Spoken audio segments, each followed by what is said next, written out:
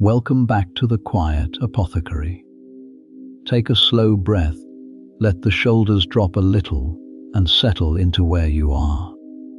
There is no hurry tonight, and nothing here that asks anything of you. Tonight we begin with something a little stranger than usual. Strange in the old, soft sense of the word, as in unusual, half forgotten, drawn from another time.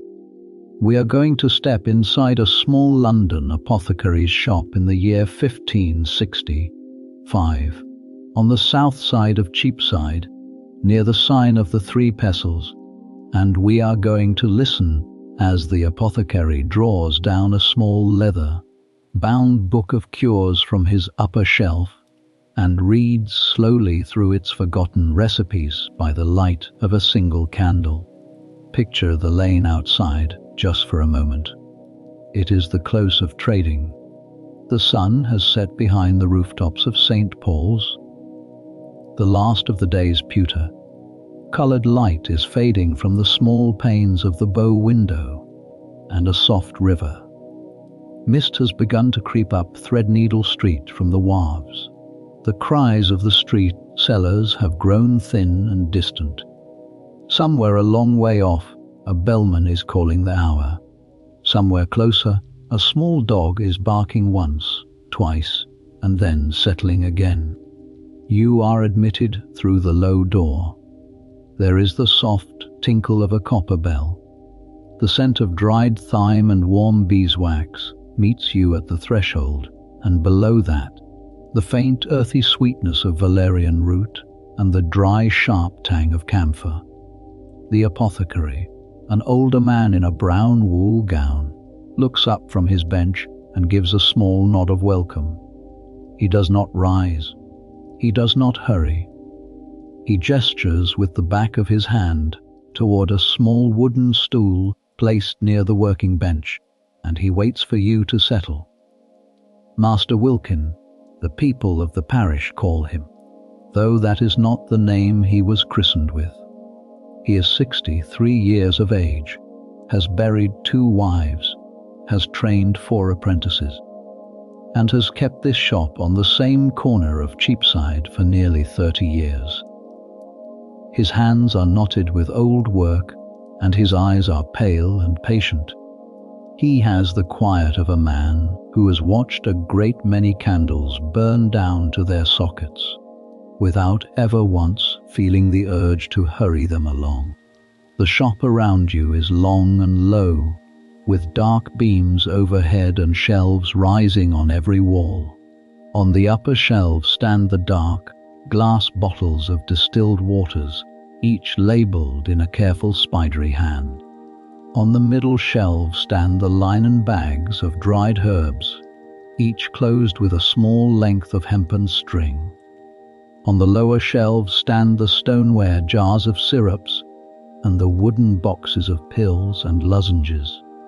There is a long working bench down the center of the room, with a brass mortar and pestle, a small set of scales, a horn spoon, a glass funnel, and a square of clean white linen folded ready. There is a low fire on the hearth, and above it a small black kettle that sings, very faintly, of warm water. He reaches up to the upper shelf. He brings down a small leather-bound book, the color of dark honey, the corners worn smooth with handling. He places it on the bench between you. He opens it slowly, by candlelight, to a page near the front, and he begins to speak in the soft, even voice of a man who has read this book aloud, in this shop 1,000 times before. Tonight, he says, we shall move slowly through 10 strange cures. Cures that the physicians of London have written down in their books, that the apothecaries have prepared upon their benches, that the queens and kings of England have carried in their pockets and worn around their necks. Cures that to your modern ears will sound a little strange, and so they should, for they were strange even to the people who used them. The apothecaries did not pretend that their craft was easily understood. They moved by old learning, by careful observation, by a great deal of patient watching, and by a kind of quiet humility before the body and its troubles. "We shall walk slowly," he says. "Each cure in its turn, no hurry, nothing to fear. The candle will burn low before we are done." Before he turns the first leaf of the book, however, he will set the scene.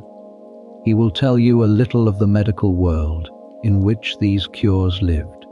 He will tell you of the great changes in English medicine in the years before 1565, of the four humours, of the Royal College of Physicians, of the plague years, of the village wise woman, and of the two great theoretical scaffolds upon which most of the strange cures were hung: the doctrine of signatures and the doctrine of sympathy. He sets the leather book a little to the side, brings the candle a little closer, and he begins.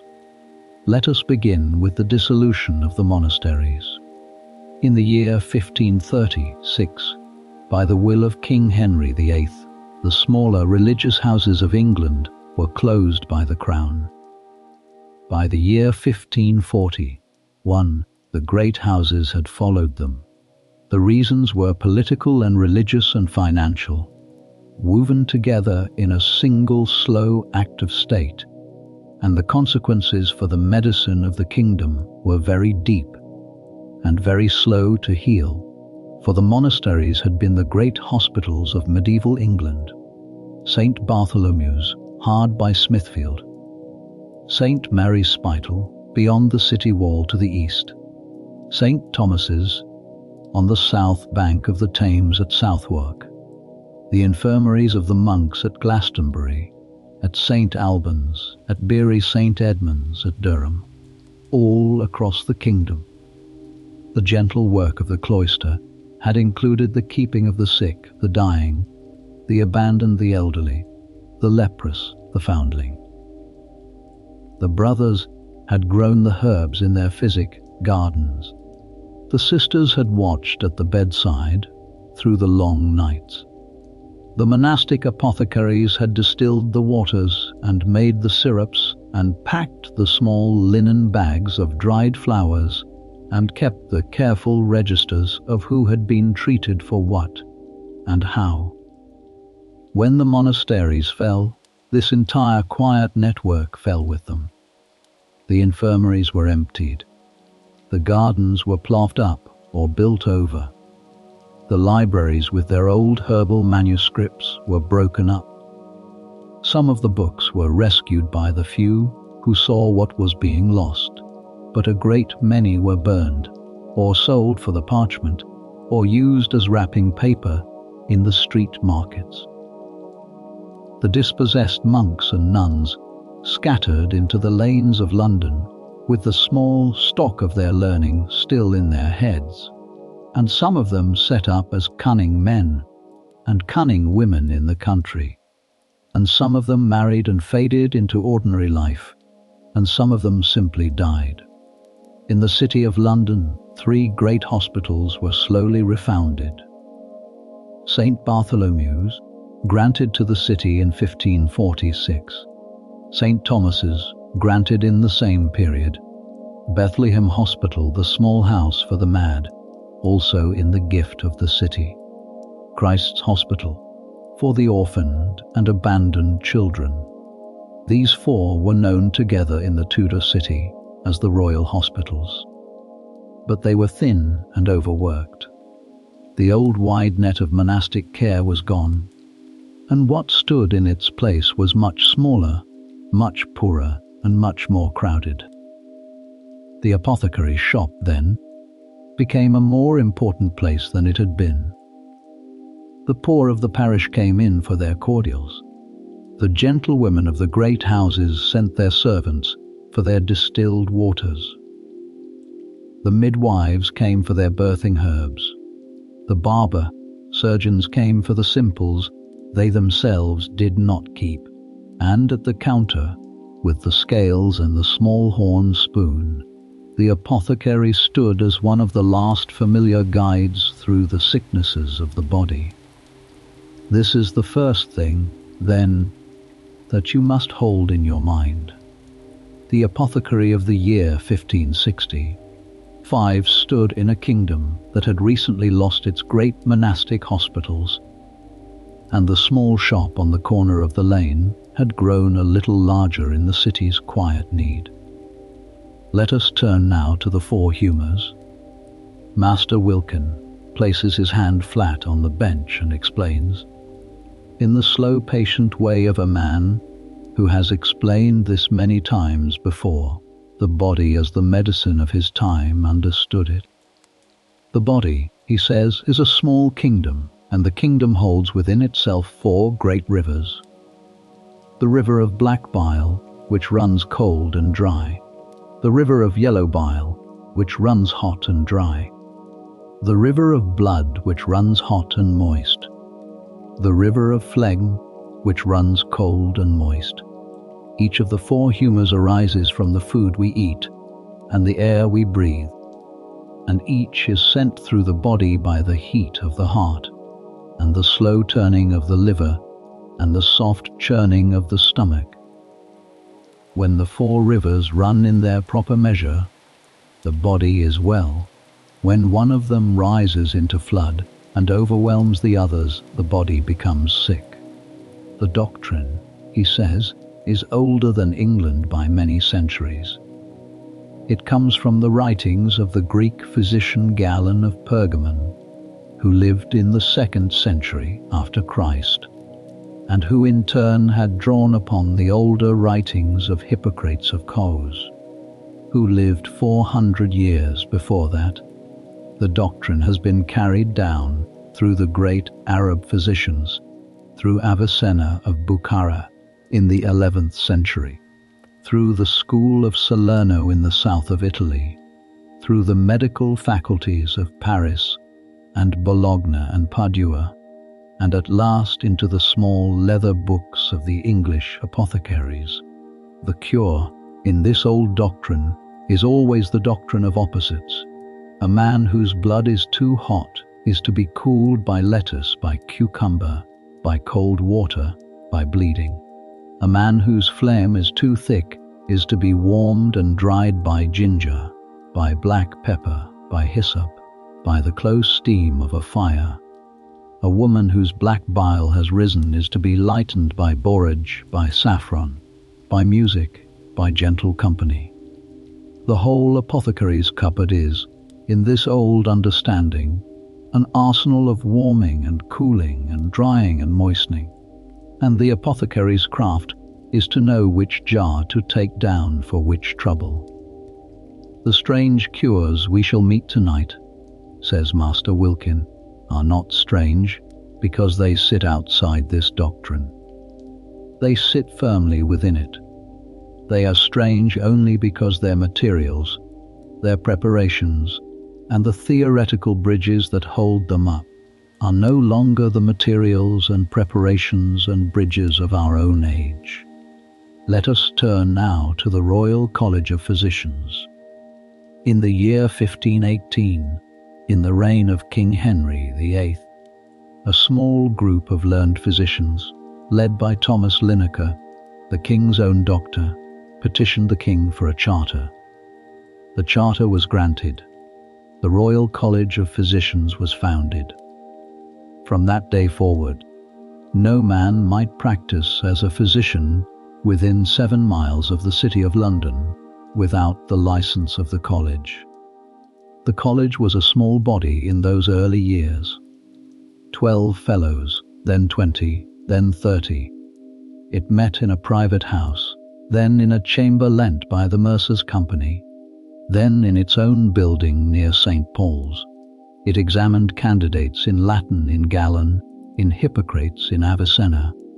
It fined and prosecuted those who practiced without license. It published lists of approved remedies. It quarrelled, often and at length, with the apothecaries. Below the physicians stood the surgeons, the cutters, the setters of bones, the dressers of wounds. Their fellowship was the worshipful company of barbers and surgeons, which had been chartered by King Henry VIII in 1540. Below them stood the apothecaries, the keepers of the cupboards, the makers of the cordials, who in 1565 were still members of the Grocers' Company, and would not gain their own worshipful society until the year 1617. In the reign of King James I, below them all, and beside them all, stood the village wise woman, the cunning man, the midwife, and the parson with a copy of an old herbal in his vestry cupboard. The Royal College disapproved. The poor went on visiting them anyway, for the same reason the poor have always done, which is that the village wise woman charges what the poor can pay. Now turn the page, says Master Wilkin gently, and let us speak of the great fevers of the age. In the year 1528, in the late summer, a strange new sickness came into London. They called it the sweating sickness. It struck quickly. A man would feel cold in the morning, then hot, then heavy in the limbs, then he would begin to sweat.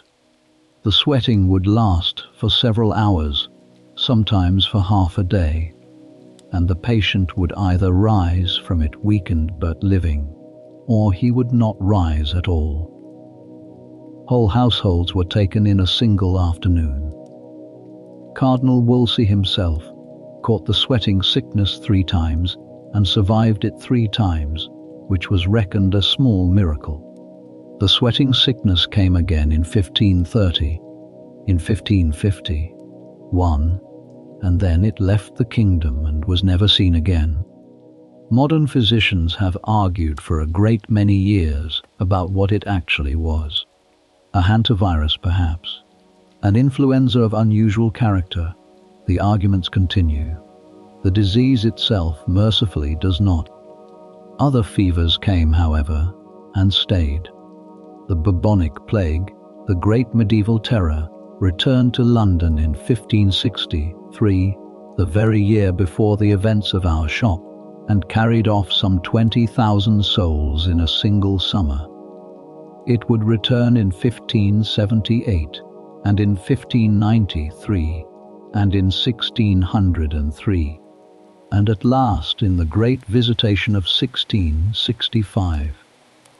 Each return brought the same slow ritual: the shutting of the playhouses, the painting of the red cross upon the door of the stricken house, the cry of "Bring out your dead," the watchman at the gate, the country flight of those who could afford to leave, the sermons in St. Paul's churchyard upon the wickedness that drew the punishment of God. The apothecary in such a season was very busy and very tired. The strange cures of the leather book were all set out, in their slow, careful way, against the plague. The toad amulet at the throat, the bezoar dropped in wine, the Venice treacle, half a small spoonful, twice a day, the angelica root chewed slowly through the morning. None of them, of course, did very much against the plague itself, which would do as it would do. Some of them, by the warmth they put into the body, gave a small comfort to the dying. Let us turn now to a small Tudor habit. The English of the age had a quiet preference for the village wise woman over the foreign physician. There were reasons of language, and of money and of trust, and there were also reasons of ordinary human warmth. The Italian doctors, of whom there were a fair number in 15th century and 16th century London, kept an air of grand learning. They spoke Latin among themselves and Italian to one another, and a careful uncertain English to their patients. The fees were high. The cures, when they were not the same Galenical cures as the English physicians provided, were sometimes more elaborate and rarely more effective. The village wise woman, by contrast, lived in the next lane. She was the widow of a smith, or the unmarried sister of the parson, or the small spare woman who kept the bees behind the alehouse. She knew everyone. She remembered who had been sick of what last winter. She charged a few pennies, or a basket of eggs, or a length of cloth, and what she did not know herself she sent to her cousin who knew. She delivered the babies of the parish. She laid out the dead. She brewed the small isles that took the chill from a labouring man's bones in February. She held a great deal of the practical medicine of England in her unwritten head. The strange cures of the leather book, says Master Wilkin softly, are not the cures of the village wise woman. The village wise woman would have laughed at most of them. They are the cures of the literate apothecary, the man who reads Latin, the man who keeps a book. The wise woman has her own cures, and they are simpler, and they are gentler, and they are, in a great many cases, more sensible. We must remember her, even as we read of these stranger things tonight, for she is the quiet shadow at the door of the shop. Let us turn now to the doctrine of signatures. The doctrine of signatures is a beautiful old idea, and we must spend a little time with it before we open the cures, for it stands behind a great many of them. The idea is this: the Creator, in His goodness, has marked each healing plant with a sign that shows which part of the body it heals. To the eye that has been taught to read these signs, the apothecary's garden is a slow, patient picture, book of remedies. The leaves of kidneywort are shaped a little like a kidney, and so they heal the kidneys. The lichen lobaria pulmonaria, which spreads upon the trunks of old oaks, is mottled like a lung, and so it heals the lungs. The walnut, when its hard outer husk is split, reveals a kernel that is folded like a small brain, and so it eases the headache. The flower of eyebright is marked with a small dark spot like the pupil of an eye, and so it heals the eye. The roots of the male fern, when split lengthwise, show a faint cross section like the body of a small worm, and so they cast out the worms of the bowel. The little furrows of worm-eaten oak bark resemble the tiny channels of the kidney, and so they pass the small stones of the bladder. The doctrine of signatures was given its great Renaissance shape by the Swiss physician Paracelsus, born in the year 1493, who taught at the University of Basel and quarrelled with everyone he met. He believed that the signature of every healing thing in the world was a kind of secret language, and that the physician's task was to learn to read it. The doctrine was carried into English in the 17th century by William Coles in his book Adam in Eden of 1657, in which he assembled long lists of plants and the parts of the body their signatures match. Beside the doctrine of signatures stands the doctrine of sympathy. The doctrine of sympathy holds that two things which resemble each other, or which have at one time been in contact with each other, remain bound together by a kind of slow, invisible thread. A man's blood, drawn from his body, remains in some quiet way still part of him, and what is done to that blood is done to him. A weapon that has cut a man, even after the cutting, remains in some quiet way bound to the wound, and what is done to the weapon is done to the wound. The strange cure called the powder of sympathy, of which we shall speak in our second chapter, rests entirely upon this doctrine. The doctrine of signatures and the doctrine of sympathy, between them, give the theoretical scaffolding upon which most of the strange cures of the leather book are built. They are old ideas, They have been believed by many learned men. They are, for the most part, no longer believed today. But to read the cures of the Tudor apothecary without holding these doctrines lightly in the mind is to read them with no eyes at all. Now, says Master Wilkin, we have set the scene. Let us open the book. He turns the page. The candle gives a small soft flicker as the air stirs. Outside on Cheapside, the river mist has thickened, and a single late horse cart is moving slowly toward the bridge. The kettle on the hearth gives off a thin curl of steam. The book lies open upon the bench. The first heading, written in a careful brown ink, says simply, "Of the Bizarre Stone." Chapter 1. The Bizarre Stone. The bizarre is a stone that grows inside an animal. Not a stone of the kind a man might pick up from a riverbed, but a stone that has formed slowly over the years within the stomach of certain four-footed creatures, and which, when the animal is at last killed and butchered, is found by the cook or the slaughterer and held up in the firelight and marveled at. The word bizarre comes through the medieval Spanish bizarre from the Persian pad, zar, which means counter, poison. To the apothecaries of the medieval and early modern world, the bizarre was the great antidote. A stone that, in the hand of the dying, in the cup of the poisoned, would draw out the poison and save the life. The first and most famous bizarre was the bizarre of the Persian goat, the wild goat of the high mountains of Iran and Anatolia. This goat eats, among other things, the bitter buds of certain pistachio shrubs and the resinous gums of small trees. The fibres and resins, undigested, gather slowly in its stomach, year upon year, and form a hard greenish grey ball, smooth as a polished river pebble, sometimes the size of a small plum, sometimes the size of a hen's egg, sometimes, in old goats, the size of a fist. The bizarres of the Persian goat were carried in the trade, caravans across Mesopotamia to Aleppo and Damascus, from there by ship to Venice, from Venice to Antwerp, from Antwerp to London.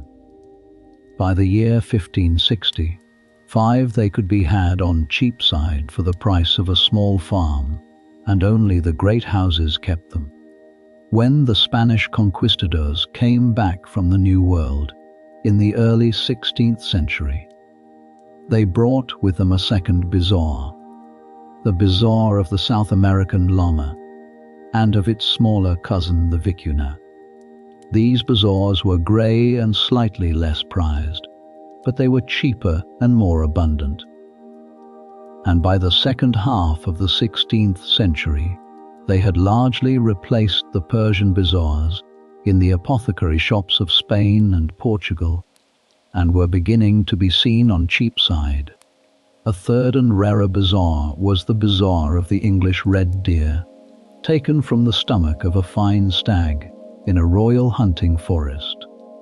These were small, brown, and prized for being native, and a deer bizarre in the cabinet of an English nobleman was a small, quiet point of pride. The bizarre was used in many ways. The simplest way was to wear it. A small bizarre was set in a thin silver or gold mount, hung on a fine chain, and worn next to the skin beneath the gentleman's shirt. By the slow, constant nearness of the stone, it was believed, the body was strengthened against poison and against pestilence. Queen Elizabeth I kept such a bizarre, set in gold, in the cabinet of her private chamber. Sir Christopher Hatton, her Lord Chancellor, kept another. There is an inventory taken at the Tower of London after Elizabeth's death in 1603 that lists, among the small jewels of the late Queen, one bizarre stone the bigness of a walnut in a setting of fine gold. A second way was to drop the bizarre into a cup of wine. The cup was given to the patient who was suspected of having been poisoned. The bezoar was tied with a long silk thread before it was dropped, so that after the patient had drunk, the apothecary could draw the stone out again by the thread, wipe it clean, and return it to the velvet-lined box upon the upper shelf. The wine in the cup, having passed over the bezoar, was held to have been cleansed of its poison. A third way was to scrape a little of the stone into a powder and stir the powder into a cordial. This was the most common form. A few grains, no more, scraped from the surface of the bezoar with a small clean knife and dropped into a cup of warm milk and saffron. The cordial was given to the patient at the height of fever, or in the long, slow recovery from the plague. The bezoar was reckoned to draw the heat down, to settle the trembling, to bring the four humours back to their balance. There is a small, rather sad, story attached to one such bezoar in the closing days of the great Sir Thomas Hatton, who lay dying of a long stomach trouble in his chamber at Holdenby House in November of 1591. His physicians, gathered around the bed, brought out his bezoar from its velvet-lined box, dropped it on its silken thread into a cup of warm wine, and gave the wine to the dying man with great hope. He drank it. He smiled faintly. He spoke a few quiet words to his nephew at the bedside, and then he closed his eyes and died, with the bezoar still wet upon its thread on the small table beside his bed. The cure had not worked, but the company of the cure had worked. The bezoar, in its slow, careful preparation, had given his last hour a small ceremony of hope, and that, in the medicine of 1591, was not a thing to be lightly dismissed. In the year 1603, a French physician of the Hôtel Dieu of Paris, Ambroise Paré, performed an experiment upon the bezoar that has become famous in the history of medicine. A condemned cook had been promised his life if he would consent to be poisoned, and then treated with the king's own bezoar. He consented. He was given the poison. The bezoar was applied. He died slowly, in great pain, over the course of 7 hours. Paré, who had not believed in the bezoar to begin with, recorded the experiment in his collected works as a quiet warning against the over-trust of fashionable cures. But the bezoar continued to be sold, and continued to be worn, and continued to be dropped on its silken thread into cups of warm wine in the great houses of England for another century after the death of the cook of Paris. Master Wilkin closes the page softly. The bezoar, he says, was a stone of slow, patient hope, and we should not be too quick to take that hope away from those who are dying. He turns to the next page, and the heading, in the same careful brown ink, says simply of the powder of sympathy. Chapter 2. The powder of sympathy. In the early years of the 17th century, in a great house in Hertfordshire, there lived a tall, vivid, restless gentleman named Sir Kenelm Digby.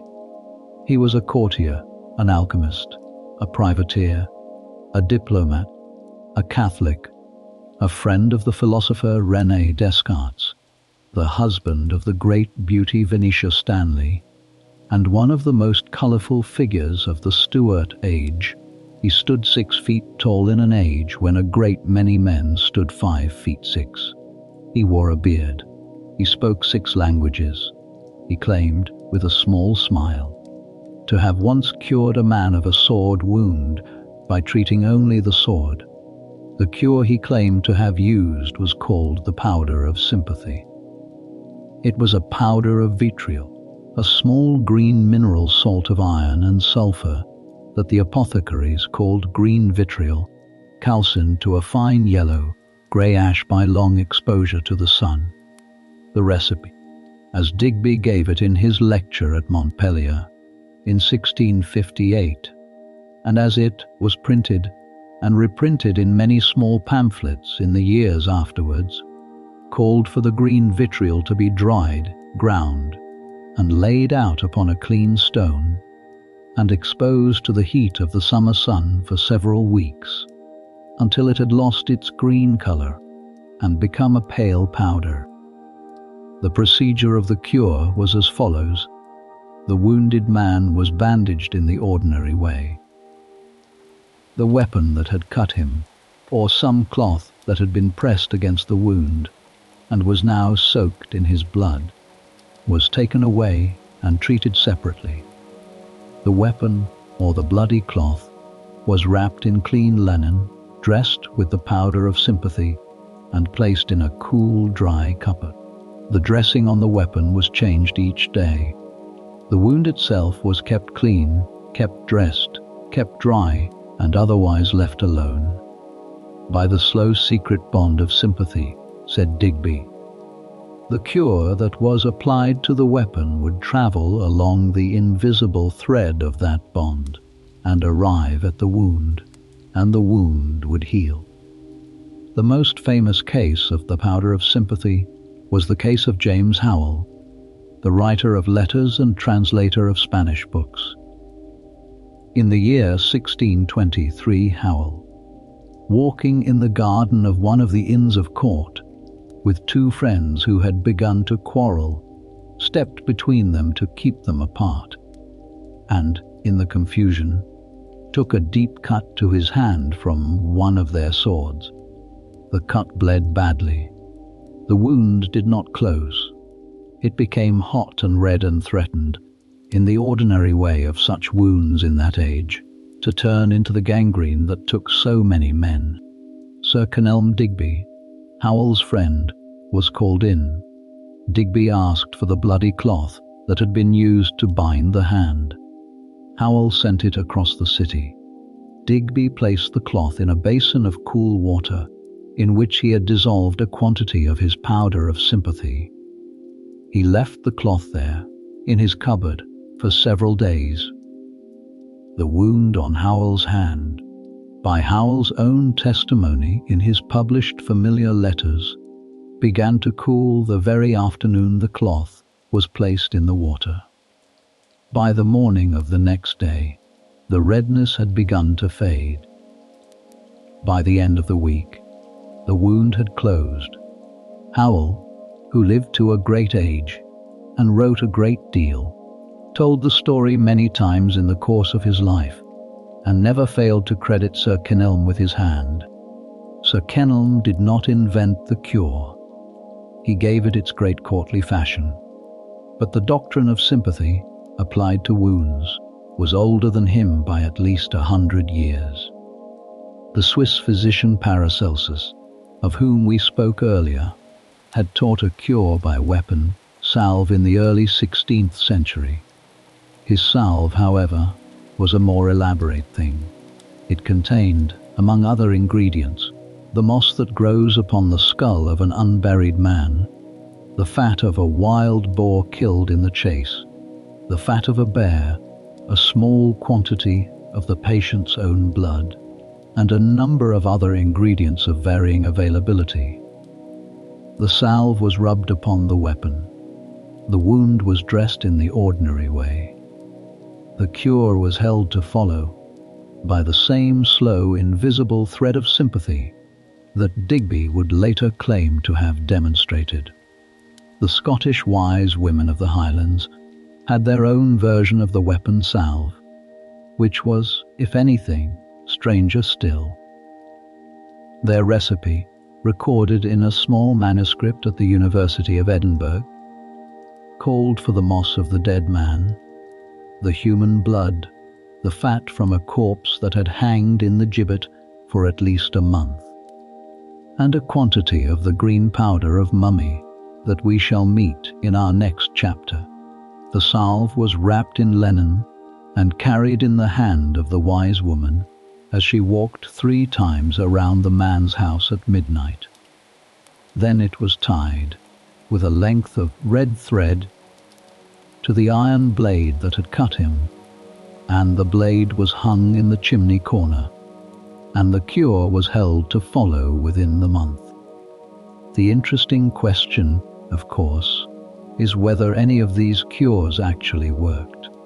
The answer is more delicate than a simple yes or no. The cures upon the weapon and upon the bloody cloth did nothing at all, by their nature, but the cures upon the wound itself, in the cases where the powder of sympathy was used, were extraordinarily gentle.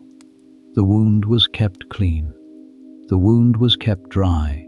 The wound was bandaged with clean linen, changed at intervals. The wound was left alone. In the medical world of the 17th century, a world in which most physicians and surgeons treated wounds by the application of hot oil, or by the boiling of pitch, or by the deep probing of the wound with iron implements, simply leaving the wound alone, in a clean, dry bandage, was a course of treatment vastly superior to almost anything else on offer. The powder of sympathy, in other words, may have healed by the simple miracle of letting the body do its own slow work undisturbed. Sir Kenelm Digby died in 1665, the same year of the Great Plague of London. The powder of sympathy outlived him. It was given solemnly in the great houses of England well into the late 17th century. It faded slowly in the 18th, as the new medicine of careful observation came in and the doctrine of sympathy fell out of favor. By the early 19th century, the powder was no longer prepared. The recipe survives in old pamphlets and in the small collected lectures of Sir Kenelm at Montpellier, and in the quiet pages of James Howell's Familiar Letters, where the gratitude of a man for his unstitched hand gives the powder its small lasting place in the medicine of the age. Master Wilkin closes the page. The candle has burned a little lower. The kettle on the hearth still sings very faintly. He turns the leaf and prepares to read the third chapter of the powdered Egyptian mummy known as Mumia. Chapter 3 of Mumia, the powdered Egyptian mummy. This, says Master Wilkin softly, is the strangest of all the cures we shall read tonight, and it is also the cure with the longest and most tangled history.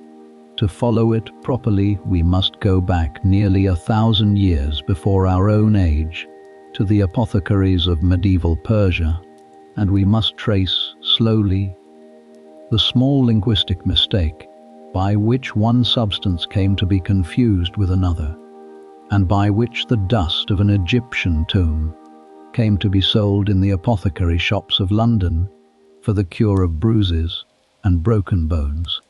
The story begins with a Persian word. The word is mumia.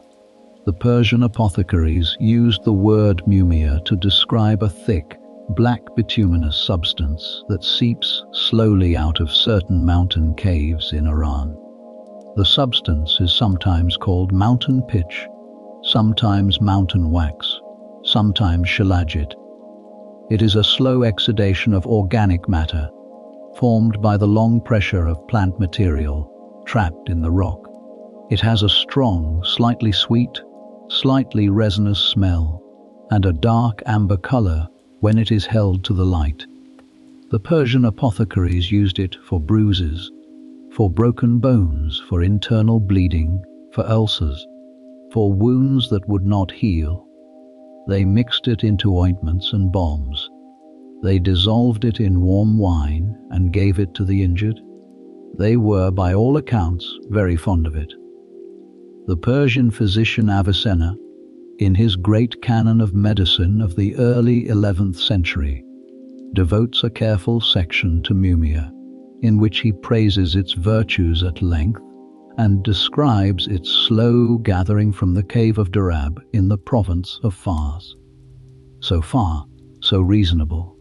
The mumia of the Persian apothecaries was a real substance, with real, if modest, healing properties. The trouble began with the slow westward journey of the word.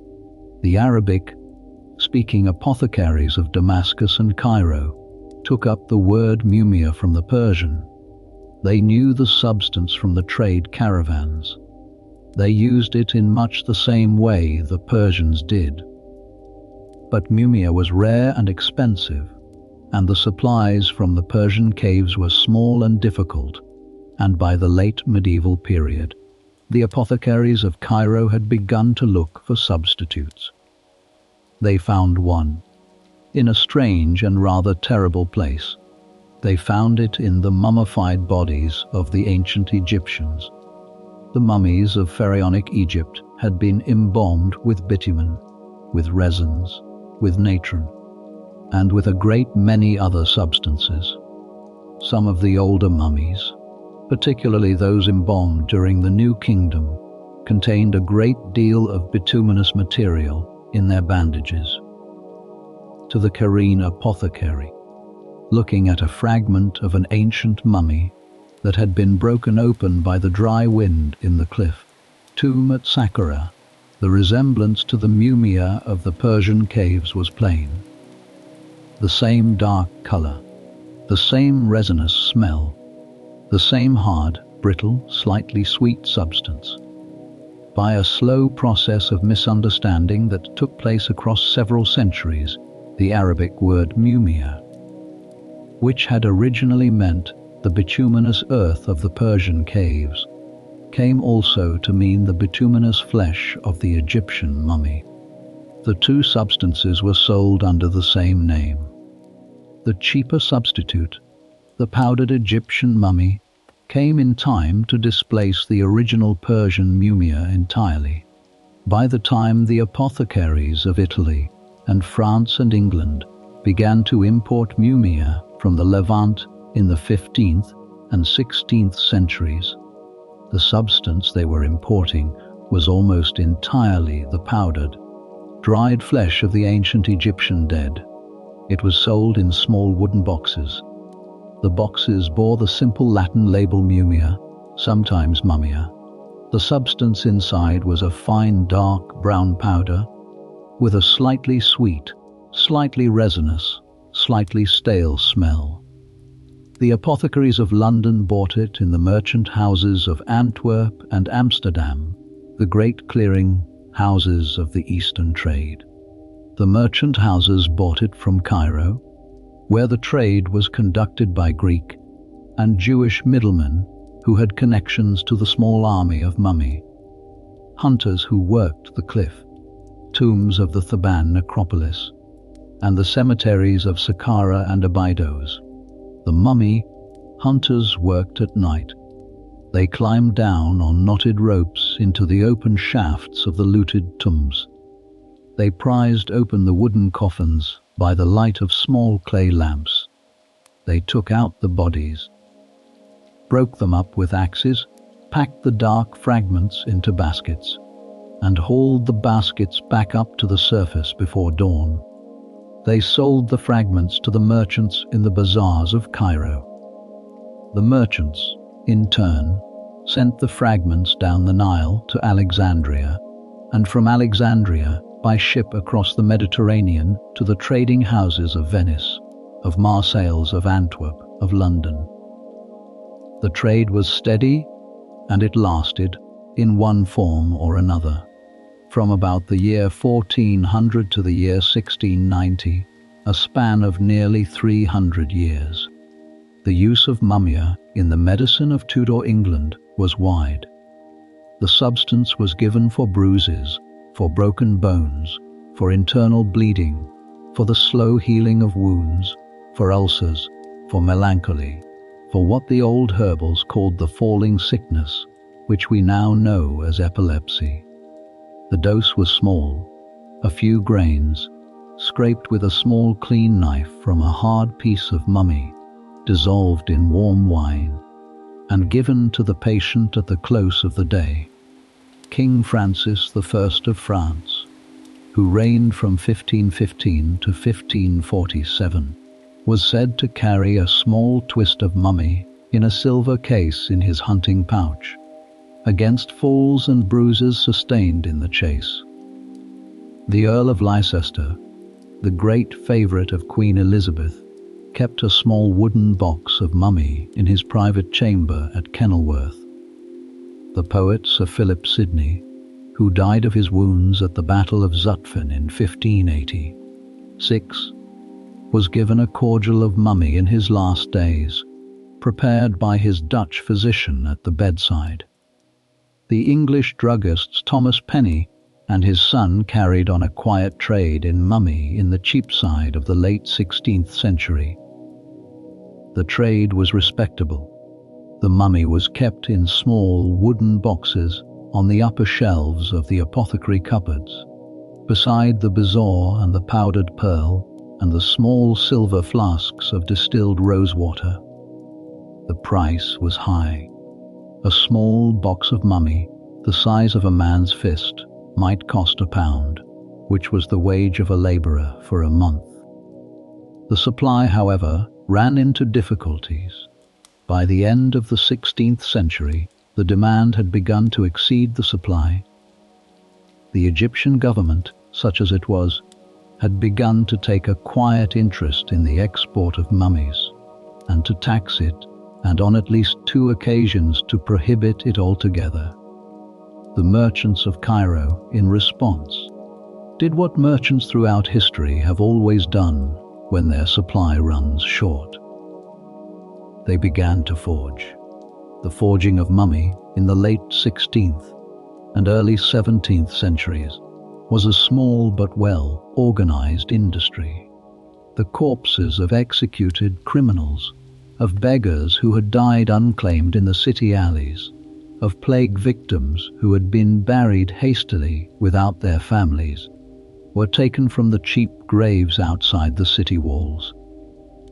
They were wrapped in cloth. They were rubbed with bitumen and resin. They were dried in the sun, or smoked over a slow fire of sandalwood, or buried for a few months in the dry sand outside Cairo. And at last, when they had taken on the right color, and the right smell and the right brittle texture, they were broken up, packed into baskets, and shipped to Europe under the name of mummy.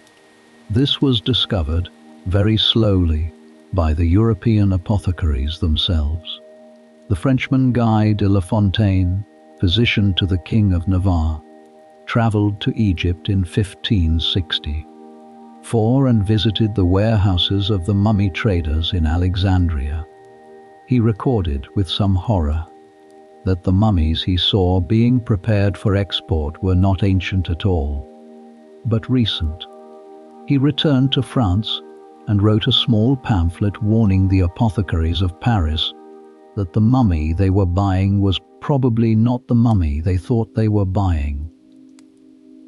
The pamphlet was read. It was discussed.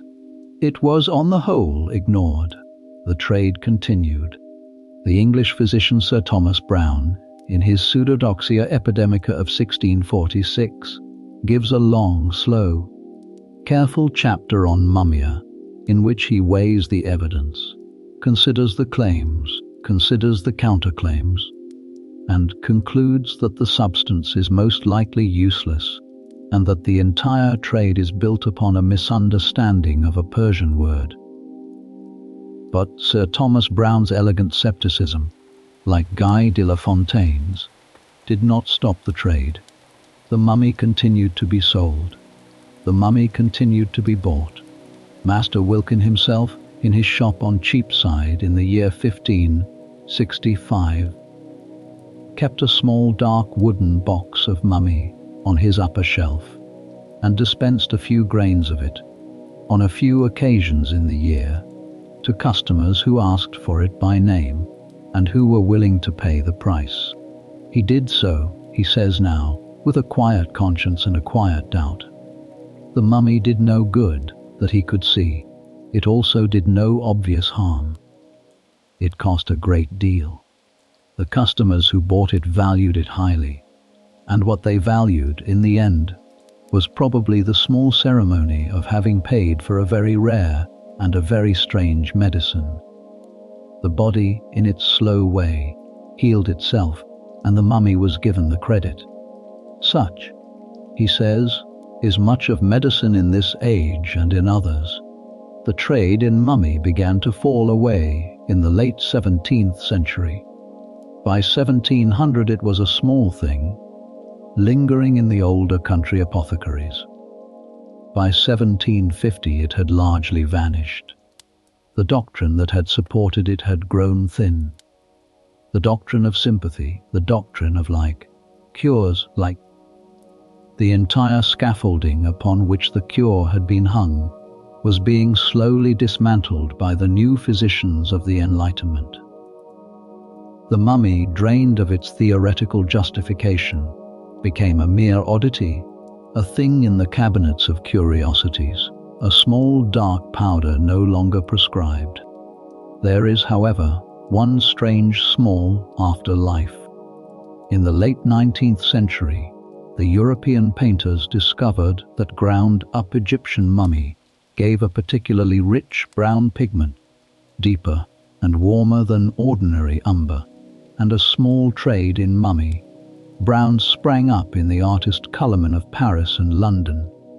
The pigment was used by the Pre-Raphaelites and by some of the early Impressionists.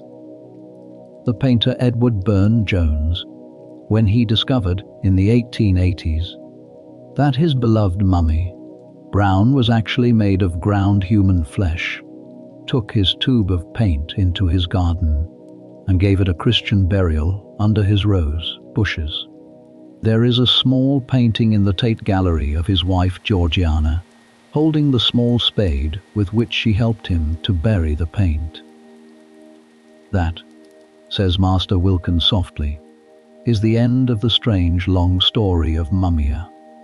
From the bituminous earth of a Persian cave to the rose bushes of a Victorian garden, by way of 300 years of misunderstanding and a small army of nighttime mummy hunters in the cliffs of Saqqara. He turns the page. The candle is steady. The shop is quiet. The fourth chapter begins, Chapter 4, of the Toad and the Toadstone. The toad has been, in the medicine of medieval and early modern Europe, a creature of strange and tangled reputation.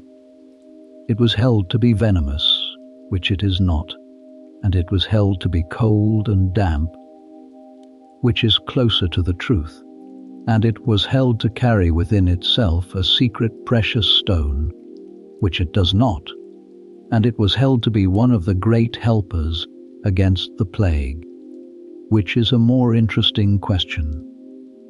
There were, in the slow leather, bound book upon the bench, 3 distinct uses of the toad in the medicine of Tudor England. There was the toad amulet, worn at the waist or hung at the throat. There was the toad stone, set in a ring or in a small silver cup. And there was the live toad poultice, the strangest of the 3, prepared and applied at the very edge of a plague visitation. We shall speak of each in its turn. The toad amulet was a small dried toad, killed in the long nights of late summer, opened, drawn, and dried slowly in a low warm oven over the course of several days. The dried body was wrapped in a small linen bag, sometimes also enclosed in a silk pouch, and worn at the waist on a long thread, against the bare skin if the wearer was bold, over the shirt if the wearer was less so. The amulet was held to draw to itself the bad airs that were thought to bring the plague. By a slow secret bond of sympathy, the cold dampness of the dried toad was thought to attract and to hold the cold dampness of the pestilence, which would otherwise have entered the body of the wearer and overwhelmed his humours. The amulet was worn by gentlemen and by ladies of the great houses, by clerks of the City of London, and by a great many sailors of the merchant fleets. The Bishop of Worcester, Edward Sandys, who afterwards became Archbishop of York, War won in the plague summer of 1563. The merchant Thomas Gresham, the founder of the Royal Exchange, kept one in a small cabinet at his house at Osterley. The diarist Samuel Pepys, much later in the century, in the Great Plague of 1665, would carry one in his coat pocket as he walked the empty streets between his office and his lodgings, and would note in his diary that he wore it more for his peace of mind than for any great faith in its virtue. The toadstone, the second use of the toad, was a different thing. It was supposed to be a small stone hidden in the head of an old toad. The stone was said to be brown, smooth, and slightly translucent, and to have, in its coloring, the slow trace of the toad's body. It was extracted, in the old country recipes, by laying a freshly killed toad on a clean red cloth in the heat of the sun, and waiting. After several days, the toad would dry, the body would split, and the small stone would, if all went well, fall out by itself into the cloth. The reality, of course, is that no such stone exists in the head of any toad. The European toad has in its skull only the ordinary bones of a small amphibian.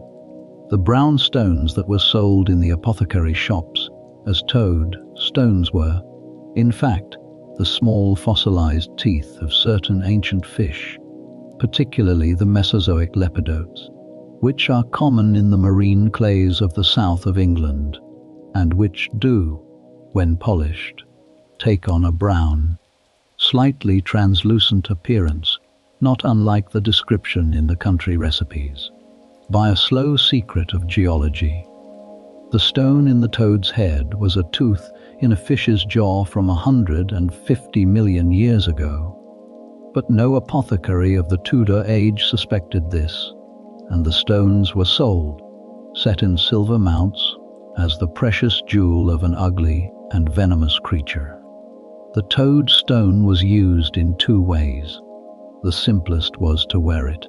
A toad stone in a silver ring, worn upon the small finger of the left hand, was held to detect poison in food or drink. The stone, when laid against poisoned wine, was said to grow warm, to sweat, to change color, sometimes even to burst with a small audible crack.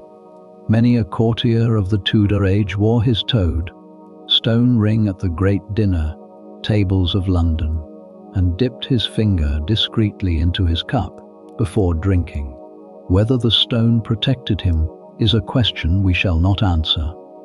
Probably it did not, but it gave him a small ceremony of caution at the table, and that, in an age in which actual poisoning was a real political tool, was perhaps not entirely useless. The second use of the toad stone was to scrape a little of it into a wine cordial, much in the manner of the bezoar, and to give the cordial to those bitten by mad dogs, by serpents, or by other venomous creatures. The cordial was given in small, careful doses.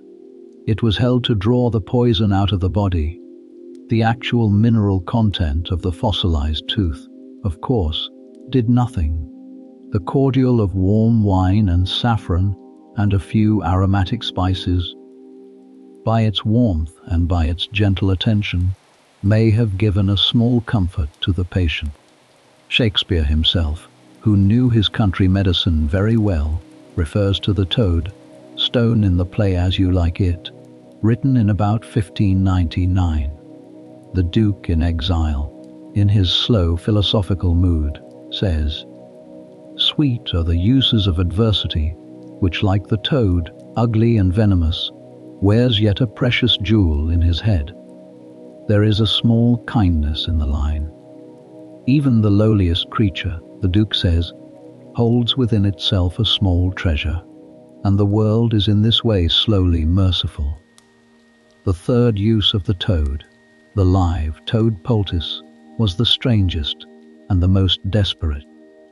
In the plague summer of 1563, In the worst weeks of the visitation, when the bills of mortality in the parishes of London were running at 300 and 400 dead in a week, the apothecaries of the city took down their leather books and looked, slowly, for any cure they could find.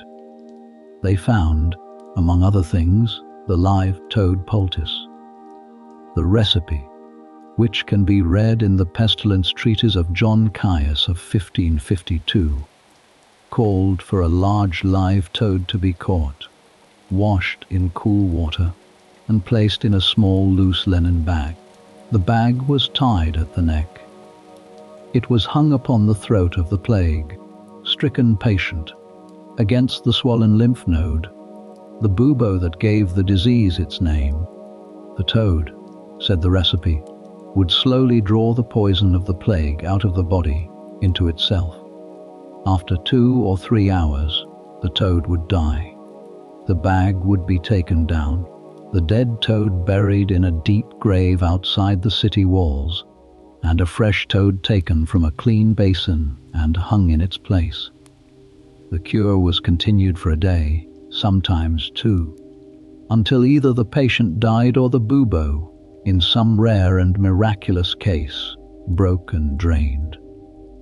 There is a small careful record from the apothecary of the small market town of Tewkesbury, in Gloucestershire, of one such application in the late summer of 1563. The patient was a young farrier of the town, taken with a bubo on the left side of the throat. The apothecary, a man named John Throckmorton, applied the live toad poultice in the careful manner described by Caius for the space of 2 days. On the 3rd morning the bubo broke, and a great quantity of foul matter came away. The young farrier recovered, slowly, and lived to a great age, and was reckoned in the town to be one of the very few who had walked away from the plague of that year.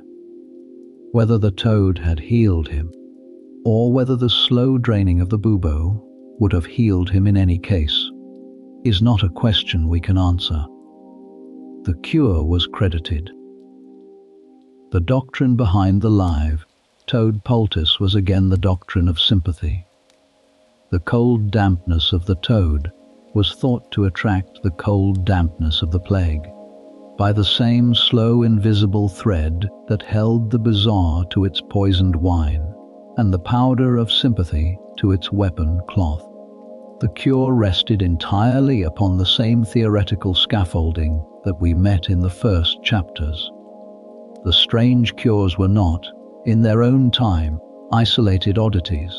They were variations upon a single deep doctrine. To a man who held the doctrine, the cures all made sense. They fit together. They formed a quiet system. The dried toad, finally, had a small further use in the country medicine of England, and this we shall mention briefly before we close the chapter. The dried body of a toad, ground into a fine powder, was sometimes sprinkled into a cup of warm milk and given to children who suffered from epilepsy, or as it was called in the old herbals, the falling sickness. The cure was given in small doses, over a long period of time, and was held by the country wives to bring the small body into a quieter rhythm. There is, modern physicians have observed, a small basis for some such effect. The skin of certain European toads contains bufotoxin, a mild compound that has, in some recent laboratory work, shown a faint anticonvulsant action.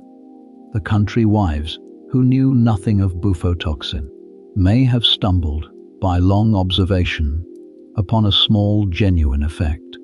But the dose was uncontrolled, the preparation was uneven, and a great many children were given dried toad to no observable benefit at all. Master Wilkin closes the page softly. The toad, he says, was a creature both feared and quietly trusted in the medicine of his age. The amulet at the waist, the fossil tooth in the silver ring, the slow brown powder dissolved in warm milk. The small green creature in the linen bag at the throat, each of these, in its small careful way, was an answer to the great fear of plague, of poison, of the falling sickness, of all the slow troubles that came upon the body in the long years of the Tudor century. The cures may not have done much, but they gave a small ceremony of hope, and that, says Master Wilkin, is no small thing in any age. He turns the page.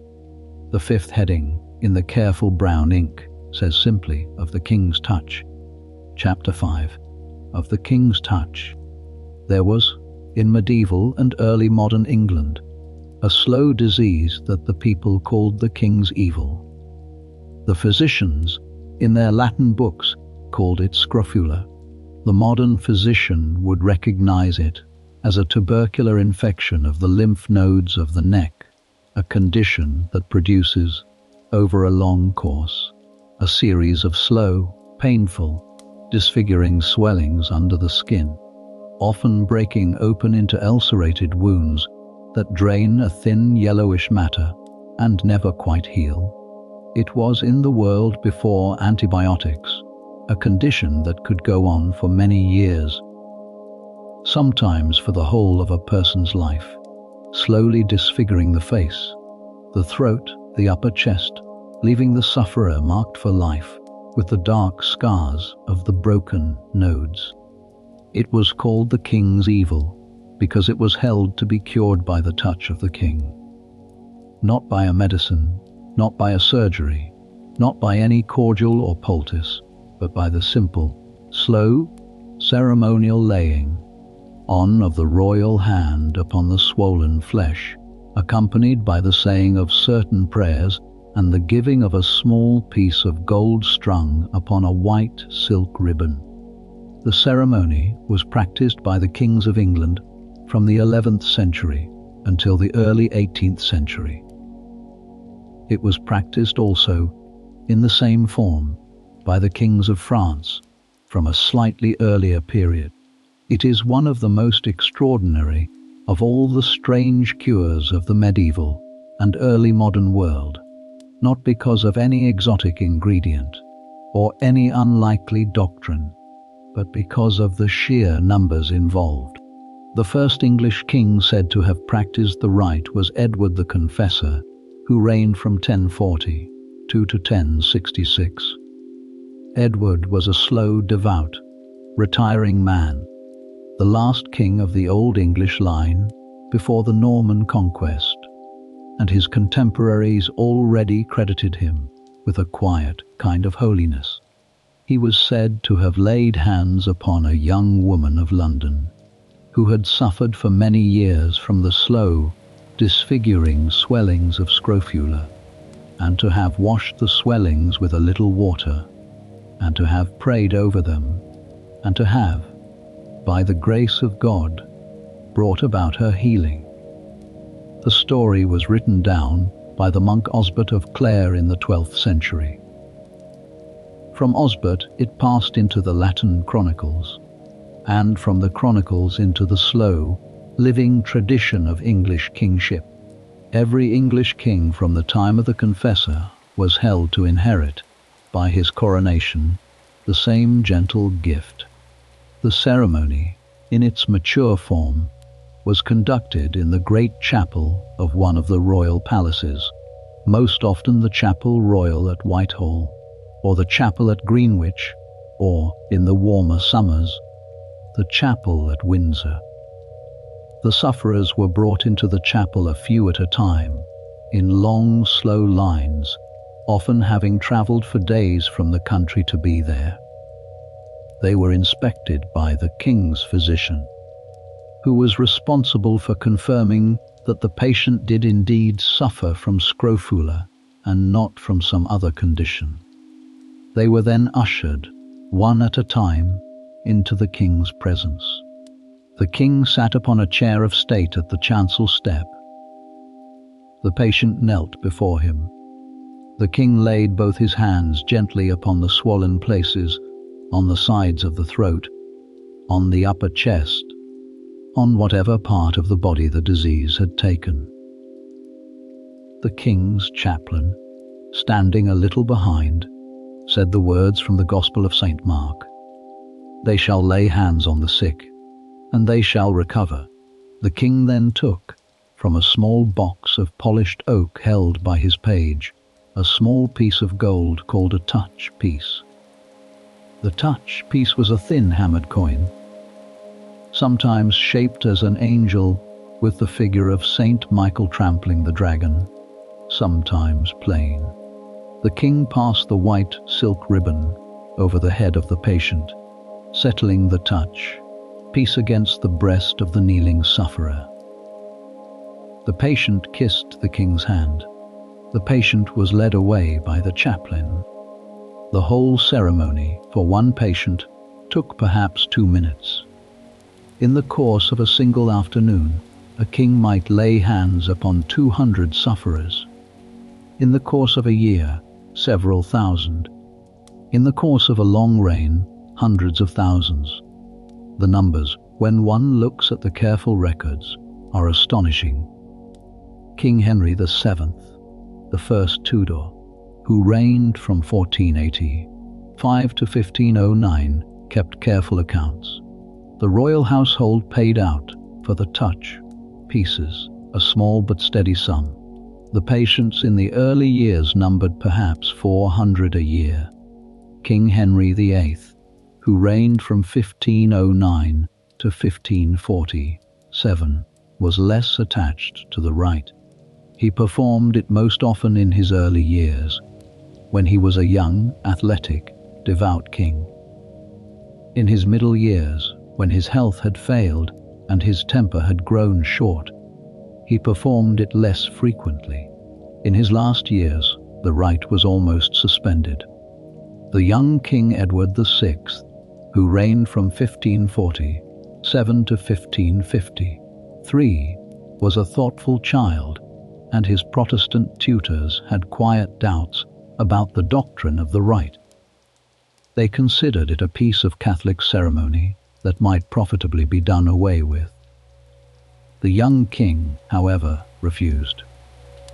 He laid hands upon the children of the City of London on several recorded occasions, and is said to have wept once when one of them, a small boy with a great running ulcer at the side of his throat, kissed his hand and thanked him with great solemnity for the cure.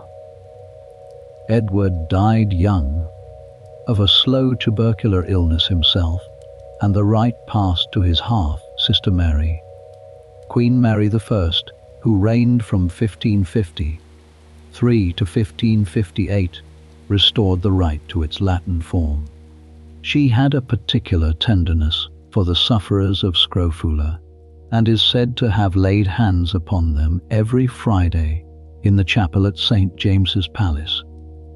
There is a small portrait, now in the National Portrait Gallery, of Mary at the age of 41, in which she holds in her hands a small silver bowl said to be the bowl in which she washed her hands before the laying on.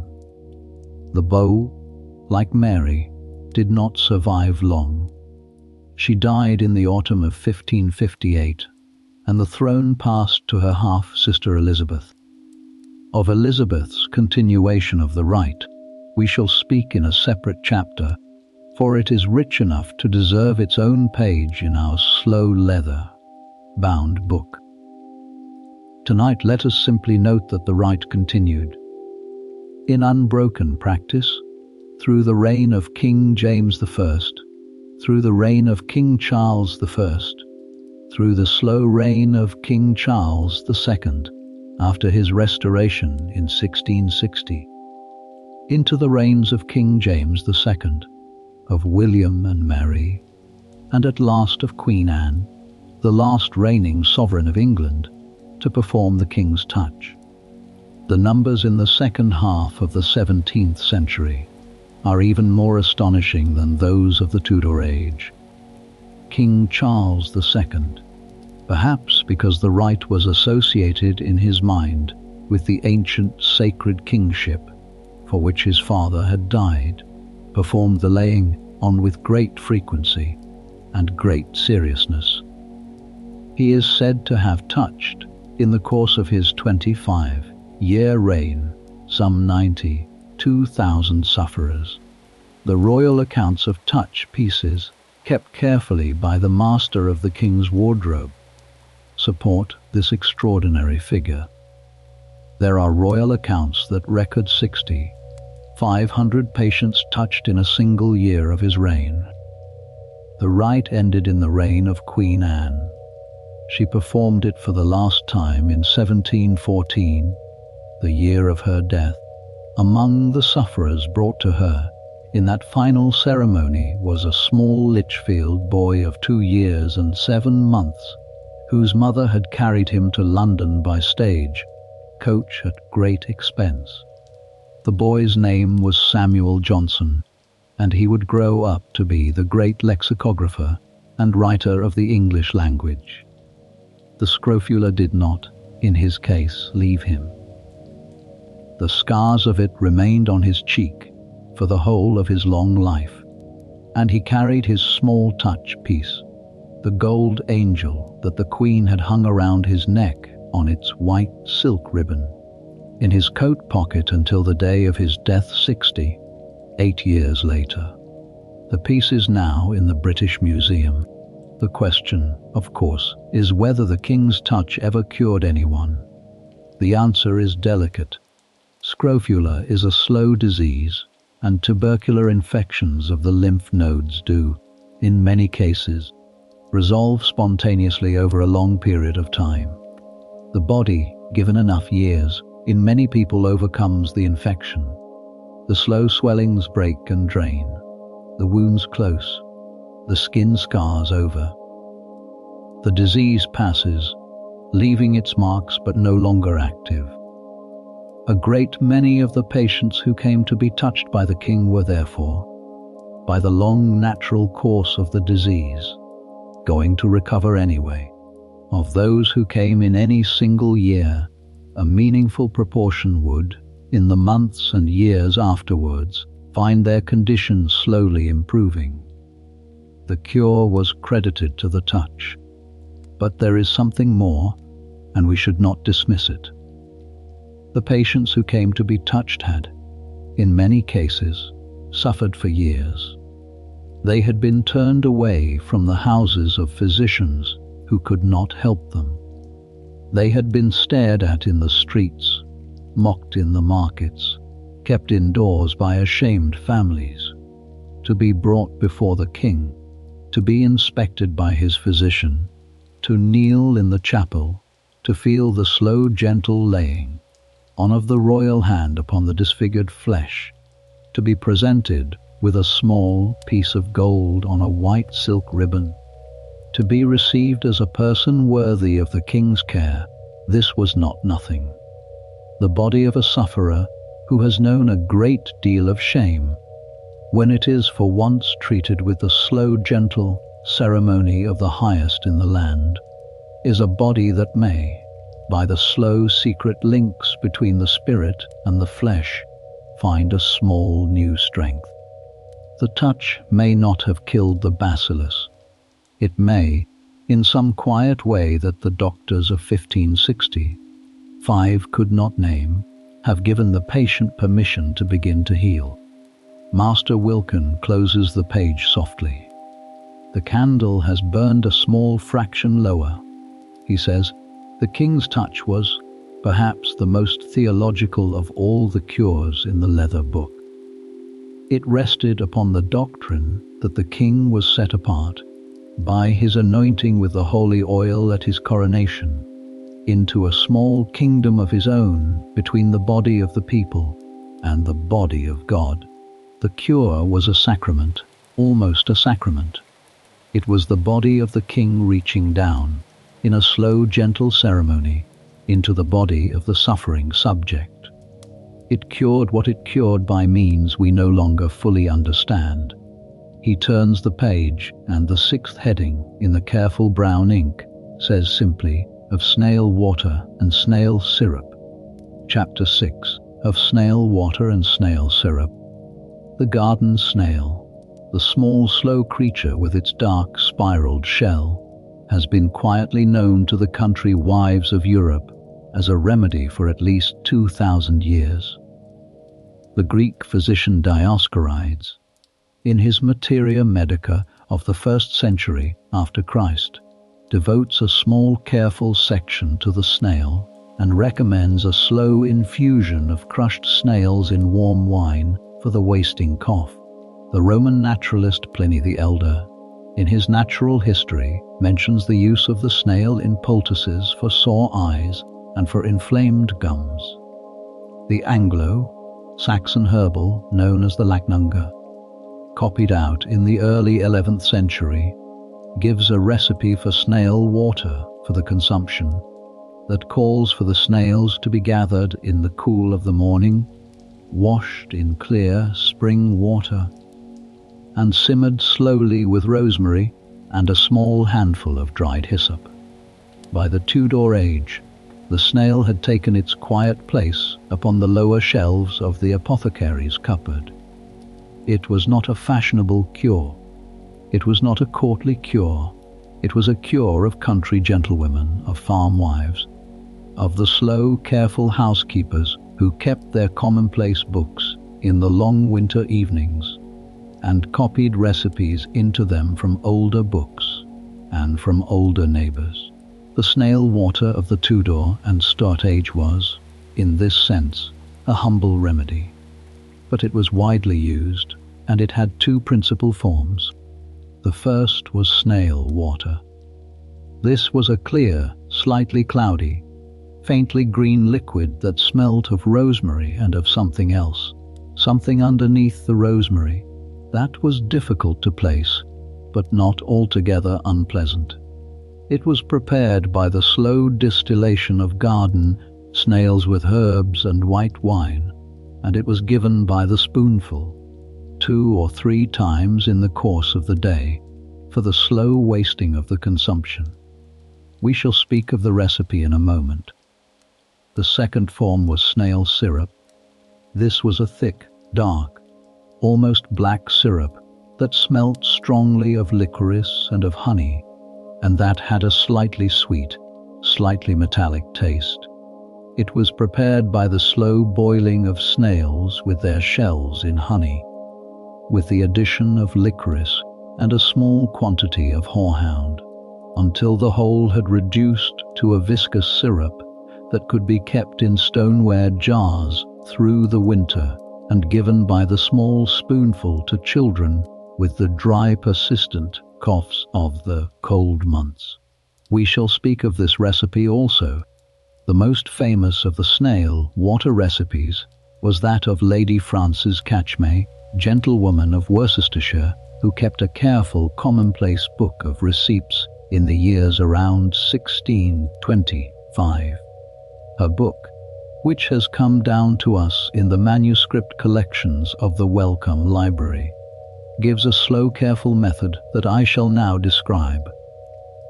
The snails, says Lady Frances, are to be gathered fresh from the kitchen garden in the cool early morning, before the sun is high. They are to be put, alive, into a large clean basin of clear water, and left there for the space of 1 whole night, that the slime and the dirt of the garden may be cleansed from them. In the morning, the snails are to be lifted out and dried gently upon a clean linen cloth. The snails, shells and all, are then placed in a large stoneware crock. To them are added the leaves and small twigs of fresh rosemary, the dried tops of hyssop, the roots of licorice scraped clean and bruised in a mortar, the white of 1 egg whisked to a froth, a small handful of hartshorn shavings, and a quart of good white wine. The whole is covered and left to stand for the space of 1 day and 1 night, that the herbs may give up their virtues into the wine.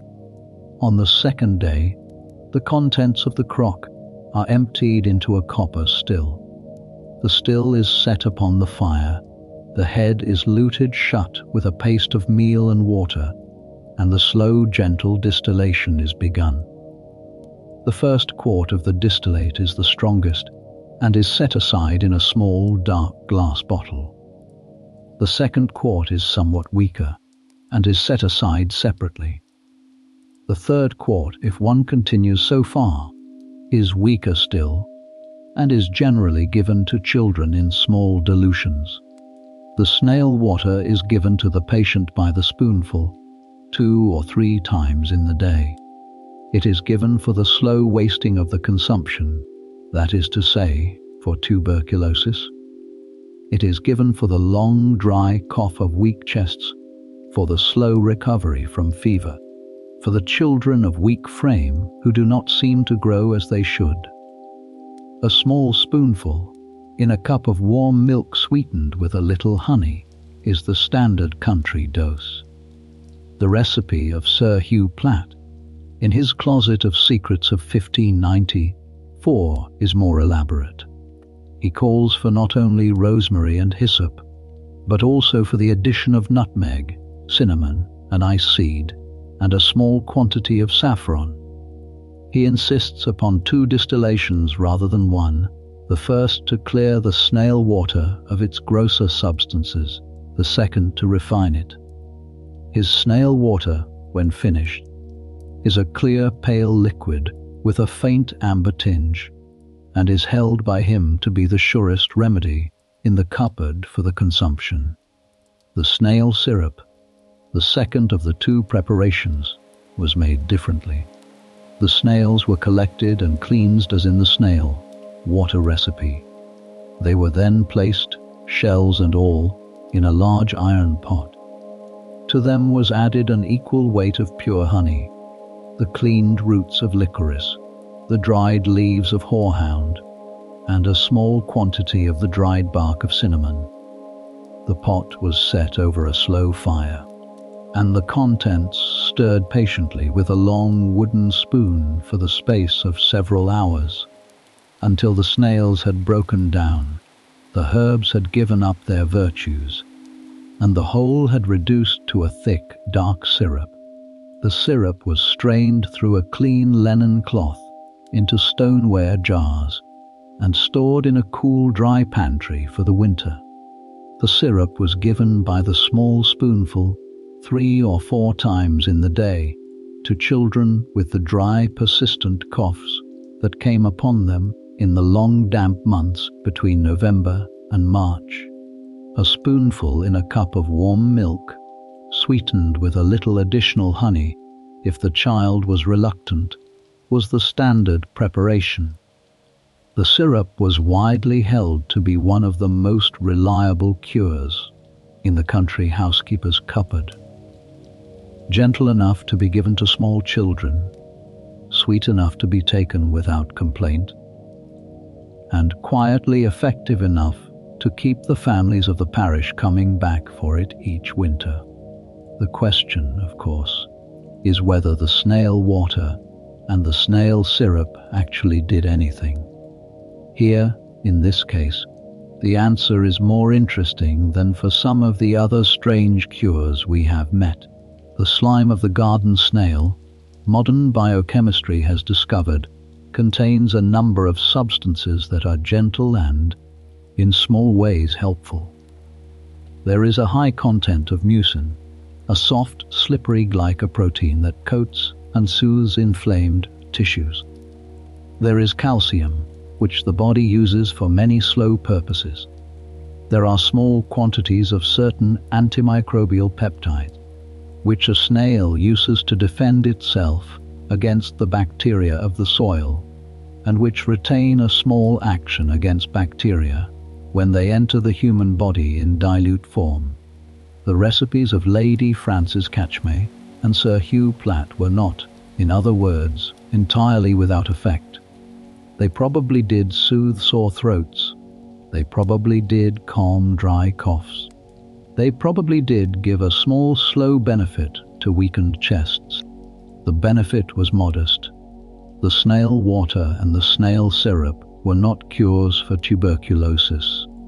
The patients who took them in the great age of consumption, generally died of consumption in the same numbers as patients who did not take them.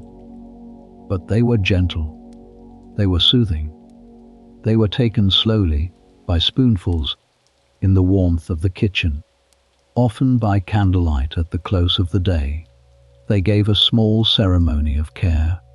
They were, in their slow, modest way, a small honest cure for a small honest set of complaints.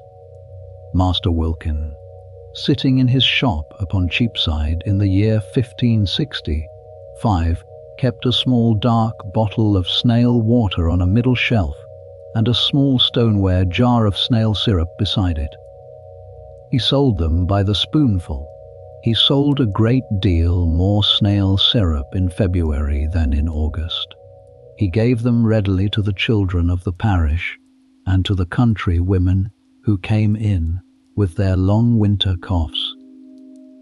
And he charged little for them, for they were cures of the country and not of the court, and they were cures of the kitchen and not of the cabinet of curiosities. And a man who would charge a great deal for them was a man who had forgotten what he was about. He closes the page softly. The candle has burned lower still. The kettle has gone quiet. He turns the leaf to the 7th chapter of Elizabeth and the Royal Touch in Practice. Chapter 7 of Elizabeth and the Royal Touch in Practice. We met the King's touch in our 5th chapter. We saw the long line of English sovereigns who had practiced the rite, from Edward the Confessor in the 11th century to Queen Anne in the early 18th. We saw the slow ceremony, the laying on of hands, the giving of the gold touch piece on its white silk ribbon. We saw the astonishing numbers of patients touched in a single year of a single reign. Tonight, in this 7th chapter, we shall sit a little longer with one particular sovereign and watch her in the practice of the rite. We shall sit with Queen Elizabeth I. Elizabeth came to the throne in November of 1558, when her elder half, Sister Mary, died at St. James's Palace. She was 25 years old. She had been raised by tutors of strong Protestant temper, and her own theological mind was careful, sceptical, and resistant to the older Catholic ceremonies of her father's and her sister's reigns. When the question of the King's touch was first laid before her by her chaplains in the early months of her reign, she is said to have hesitated. The rite, in its mature form, included a short Latin prayer, the making of the sign of the cross over the kneeling sufferer, and the distinct theological assumption that the king or queen, by virtue of the holy oil with which they had been anointed at their coronation, was set apart into a sacred station that conferred the gift of healing. Elizabeth, who was a careful Protestant, did not entirely care for the Latin prayer. She did not care for the sign of the cross. She was, however, a careful queen, and she understood very well the political and pastoral functions of the rite. The poor of the kingdom looked to the touch as one of the few certain remedies for a disease that no other physician could cure. The aristocracy looked to the touch as one of the slow ceremonies that bound the country to the throne. Elizabeth, after considering the matter at length, made a small theological compromise. She kept the rite.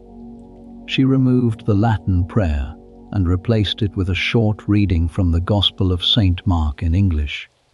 She removed the sign of the cross. She kept the laying on of hands. She kept the gold touch piece. She performed the rite in this slightly Protestant form on a regular schedule throughout her long reign. The chaplain who has left us the fullest account of Elizabeth's practice of the rite was William Tudor, a learned divine of Oxford, who was attached to the Queen's household in his later years. Tudor wrote, in 1597, a Latin treatise titled Charisma sive donum senationis, which we may translate as the charisma, or the gift of healing. The book was published in London by John Norton, the Queen's printer. It is a long, careful, learned defense of the rite, and within it Tudor has set down a slow, vivid eyewitness account of the ceremony, as he had himself observed it many times in the chapel at Greenwich. The ceremony, says Tudor, began in the late morning. The patients had been brought in early, sometimes from the country, sometimes from neighboring parishes, sometimes by the slow progress of beggars on the road. They were inspected by the Queen's physician, Dr. Roger Marbeck, who confirmed in each case that the disease was indeed scrofula, and not some other condition. They were then led into the chapel and seated on a long bench along the south wall. The chapel was hung with green silk for the occasion. The candles upon the altar were lit. The chaplains and the gentlemen of the chapel took their places. The Queen entered through the small door behind the chancel. She wore a gown of dark velvet, sometimes black, sometimes deep blue, with a high lace ruff and the slow, heavy farthingale of her court dress. She was accompanied by two ladies in waiting who carried, between them, a small silver bowl of warm water scented with rose water and a length of clean white linen. Before the rite began, the Queen washed her hands in the silver bowl. The water was poured into a small ewer, and the bowl was wiped clean by one of her ladies. The Queen dried her hands upon the white linen. The ceremony then began. The first patient was led to the chancel step by the chaplain. The patient knelt. The Queen stepped forward. She laid her hands gently upon the swollen places of the throat or the upper chest. The chaplain, standing a little behind her, read aloud in English from the Gospel of St. Mark. "They shall lay hands on the sick, and they shall recover." The Queen then took, from the small box of polished oak held by her page, a thin gold coin shaped as an angel, with the figure of Saint Michael spearing the dragon on the obverse and a Tudor rose on the reverse. Threaded upon a length of white silk ribbon, she passed the ribbon over the head of the kneeling patient and settled the angel against the breast. The patient kissed her hand. The patient was led away. The next patient was led forward, and the rite was repeated. Tudor writes that the Queen performed the laying on with a slow gentleness that he had never observed in any other person. She did not hurry. She paused on each patient for the space of perhaps half a minute, with her hands resting steadily upon the disfigured flesh. Her face, said Tudor, was composed and attentive. She seemed, he wrote, to give a great part of herself in each touching, and at the end of an afternoon of 40 or 50 patients, she would be visibly tired and would retire to her private chamber for the rest of the day. Tudor records, with great care, several specific cases of cure. The most famous of these is the case of Mary Powell of Lambeth, a young woman of 20 years who had suffered from scrofula since her childhood. The disease had taken the right side of her throat and had broken into a great running ulcer that no physician had been able to close. She had been brought to the Queen at Greenwich in the spring of 1593. The Queen had laid hands upon her with particular gentleness, and the chaplain had read the Gospel passage, and the gold angel had been hung around her neck. Mary returned to Lambeth that evening. Within a fortnight, the ulcer had begun to dry. Within 2 months, The swellings had begun to subside. Within a year, the wound had closed entirely, and Mary, who had been a thin, disfigured young woman before the touching, became, by Tudor's account, a healthy, married, ordinary mother of 3 children. There are several other such cases recorded in Tudor's book, and there are dozens more in the parish records of southern England. The cures, in each case, were slow. They unfolded over weeks and months. They were not the dramatic instant healings of the medieval miracle tales. They were the slow, patient improvements that, in the natural course of scrofula, do come about in many sufferers given enough time. But they were credited to the Queen, and the credit in 1593 was given gladly. Elizabeth had, alongside her practice of the touch, a pronounced reluctance to credit other supposed cures. She did not wear a bezoar at her throat, although she kept one in her cabinet. She did not take mummia, although her physicians offered it. She did not believe in the powder of sympathy, although she had read of it. She was, in matters of medicine, a careful, sceptical, modern woman of her age. She believed in clean rooms, in fresh air, in moderate diet, in slow walking in the gardens of her palaces, in the regular emptying of her chamber, pot by careful servants. She did not believe, on the whole, in fashionable courtly cures. The one cure she did believe in, with quiet certainty, was the king's touch. Why should that be? The answer is theological as much as medical. Elizabeth had, by her coronation, been anointed with the holy oil. She had been set apart, in the slow, careful ceremony of the Abbey at Westminster, into a sacred station between the body of God and the body of the people. She believed, with a quiet steadiness that did not depend upon Catholic doctrine, that her anointing had given her some small, real, slow charisma, in the old sense of that Greek word, which means a gift. The gift was not a magical power that she could turn on and off. It was a slow, secret bond between her body and the bodies of her suffering subjects, and it was real, and it would, when she laid her hands upon them with the right intention, bring about the slow, gentle healing that they sought. She continued the practice for the whole of her long reign, from her first laying on at the chapel at Whitehall in the spring of 1559, to her last at the chapel at Richmond in the autumn of 1602, 6 months before her death. By the careful records of her household, she touched, in the course of her 45-year reign, between 30 and 40,000 sufferers. The touch pieces of her reign survive in many museum collections and in some country houses. The angel of St. Michael spearing the dragon, the small Tudor rose on the reverse, the worn loop where the white silk ribbon was threaded through, are still to be seen in the cabinets of the British Museum, the Wellcome Collection, the Ashmolean at Oxford, the Fitzwilliam at Cambridge. The right of the king's touch survived Elizabeth by more than a century.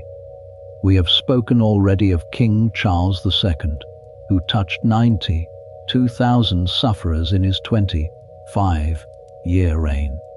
The rite was practiced more sparingly by King James II, who was a Catholic and who restored some of the Latin elements that Elizabeth had removed. It was practiced with reluctance by William and Mary, the Protestant joint sovereigns, who privately considered the rite a piece of superstition, but who could not bring themselves to abolish it altogether for fear of the political consequences. It was practiced, finally, by Queen Anne, the last of the Stuart line, who performed it for the last time in 1714, the last year of her life. Among the sufferers in her final ceremony was the small Lichfield boy of 2 years and 7 months, Samuel Johnson, of whom we spoke in our 5th chapter, and whose piece is now in the British Museum. The rite ended with Anne. Her successor, the Hanoverian King George I, who came to the throne in 1714, was a German prince of the Lutheran Communion, and he had no patience with what he considered a piece of English Catholic ceremony. He refused to perform it. The rite, after 700 years, simply lapsed. The poor of England continued to bring their scrofulous children to London for several decades afterwards, hoping that the king might be persuaded to lay on hands. They were turned away. The slow charisma of the English coronation oil, whatever it had been, had passed out of the practice of the kings. "It is a strange thing," says Master Wilkin softly, "to have ended a tradition of 700 years upon the dispassionate Lutheran preference of a single foreign prince." The rite had passed through Plantagenets and Tudors and Stuarts. It had survived the Reformation. It had survived the Civil War. It had survived the Restoration. It had survived even the awkward joint reign of William and Mary. And then, in the year 1714, by the simple decision of George I not to bother with it, it was gone. He closes the page softly. The next heading in the careful brown ink says simply, "Of the worm, eaten oak bark and other cures by signature." Chapter 8. Of the worm, eaten oak bark and other cures by signature. We met, in our setup, the doctrine of signatures. We met it briefly, in passing, as one of the 2 great theoretical scaffolds upon which the strange cures of the leather book are hung. Tonight, in our 8th chapter, we shall sit with this doctrine more carefully. We shall walk slowly through the small picture, book of remedies that the doctrine produced, and we shall come, at the end, to the strange specific case of the worm, eaten oak bark, and the slow cure for the stones of the bladder. The doctrine of signatures, to remind ourselves, is the old idea that the Creator has marked each healing plant with a sign that shows which part of the body it heals. The eye that has been taught to read these signs sees the apothecary's garden as a slow, patient picture, book of remedies.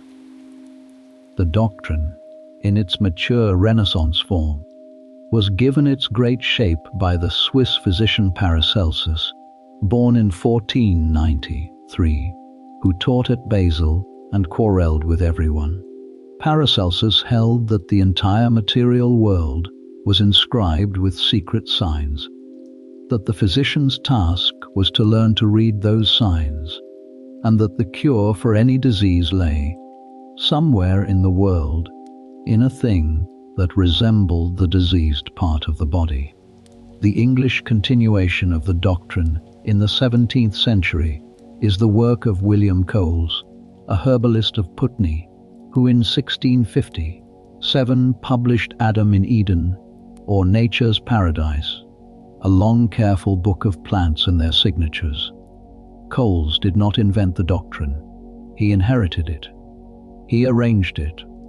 He gave it the slow, patient catalogue form in which it was passed down to the ordinary apothecaries of England.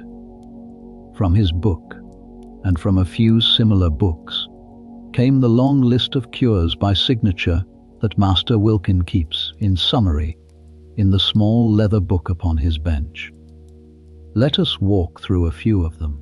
The kidney is in shape, a slow curved bean, the leaves of certain wall pennyworts and stone crops, the small fleshy leaves that cling to the stones of old churchyards and the shaded sides of ruined walls, are also shaped like small slow curved beans. The doctrine of signatures, looking at the small kidney, shaped leaves, concluded that the plant was a remedy for the kidney.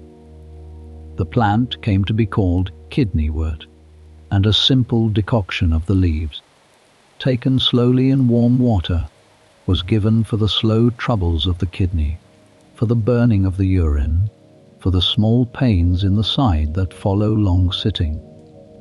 The plant has, in modern phytochemistry, been shown to contain certain mild diuretic compounds, which means that it does in fact have a slow, modest effect upon the function of the kidney.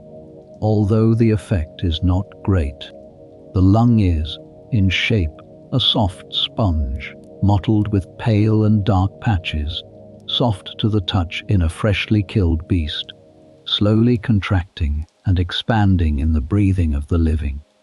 There grows upon the trunks of certain old oaks of damp woodlands a lichen called Lobaria pulmonaria, which spreads in great soft mottled patches the color of pale green and dark green, and which, in its coloring and texture, resembles the lung very closely. The doctrine of signatures, looking at the lichen, concluded that it was a remedy for the lung. The lichen came to be called lungwort, and a slow infusion of the dried thallus, taken with honey, was given for the long stubborn coughs that follow a damp winter, for the asthma, for the slow wasting of the chest. The lichen contains, again in modern phytochemistry, certain mild expectorant compounds, and a slow modest effect upon the chest may be granted. The brain is a soft folded organ, divided into two lobes joined at the center by a slow narrow stalk, and contained within the hard rounded vessel of the skull. The walnut, when its hard outer husk is split, reveals a kernel that is folded into two lobes joined at the center and contained within the hard rounded shell of the nut. The doctrine of signatures, looking at the walnut, concluded that it was a remedy for the brain. A small decoction of the green husks of the walnut, taken in autumn before the nut had fully ripened, was given for the long lingering headache, for the slow fading of the memory in the elderly, for the troubles of the mind that follow a fever. There is, modern dietary research suggests, a slow modest benefit to the function of the brain from the regular consumption of walnuts, owing to the presence of certain beneficial fatty acids. The cure was, perhaps by chance, not entirely without sense.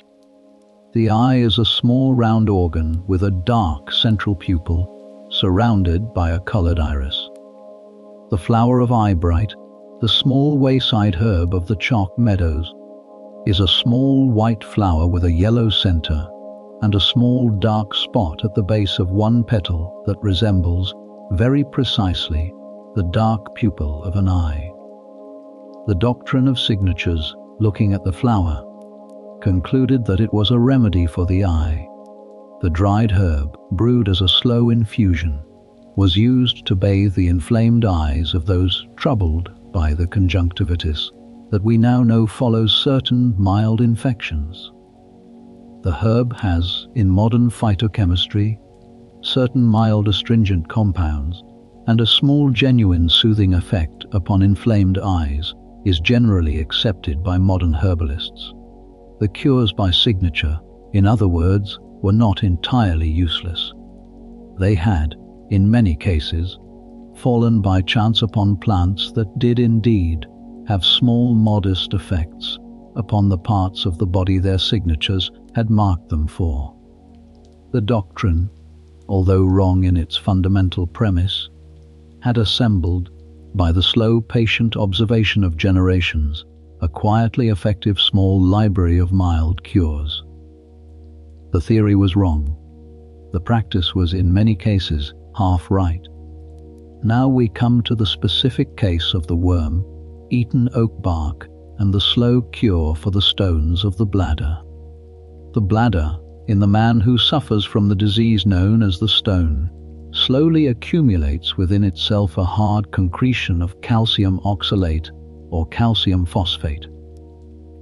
The concretion grows over years until it is the size of a small marble, sometimes the size of a small pigeon's egg. It blocks the slow passage of the urine. It causes great pain. The patient passes blood.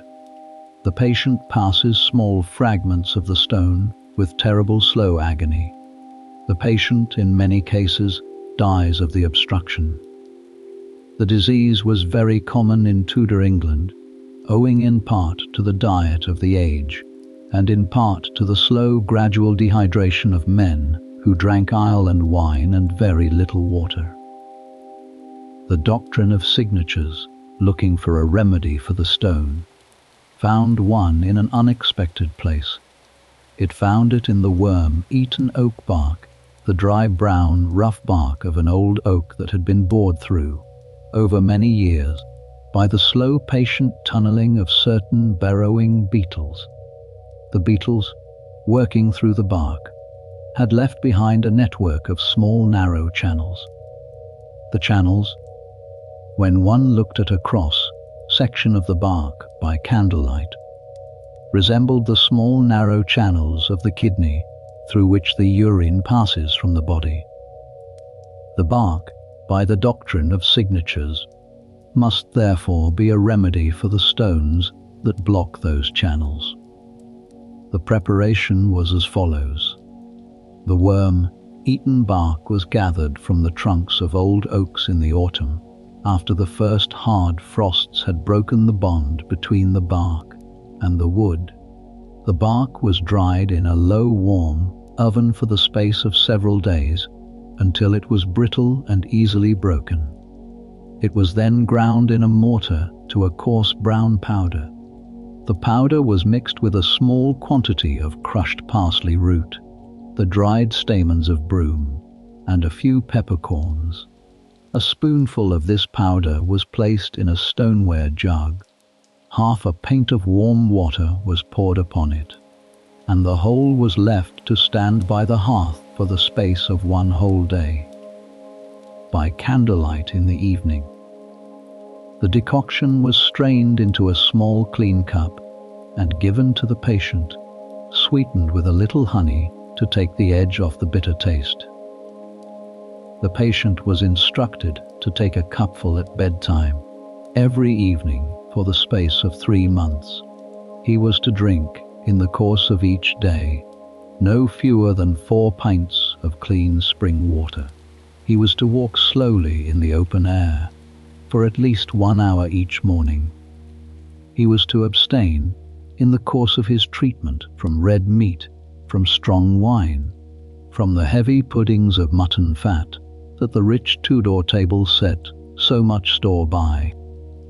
The case of Master Thomas Wythorne, the gentleman musician of the late Tudor court, is recorded in his own autobiography of 1576, which is one of the earliest English autobiographies, and which gives us a slow, careful first-person account of the cure. Wythorne, in his middle 40s, had been troubled for several years with the slow agony of the stone. He had consulted 3 physicians, none of whom had been able to help him. He had been advised by a friend to try the worm-eaten oak bark. He sent his servant to the apothecary on Cheapside, who supplied a small quantity of the bark already prepared.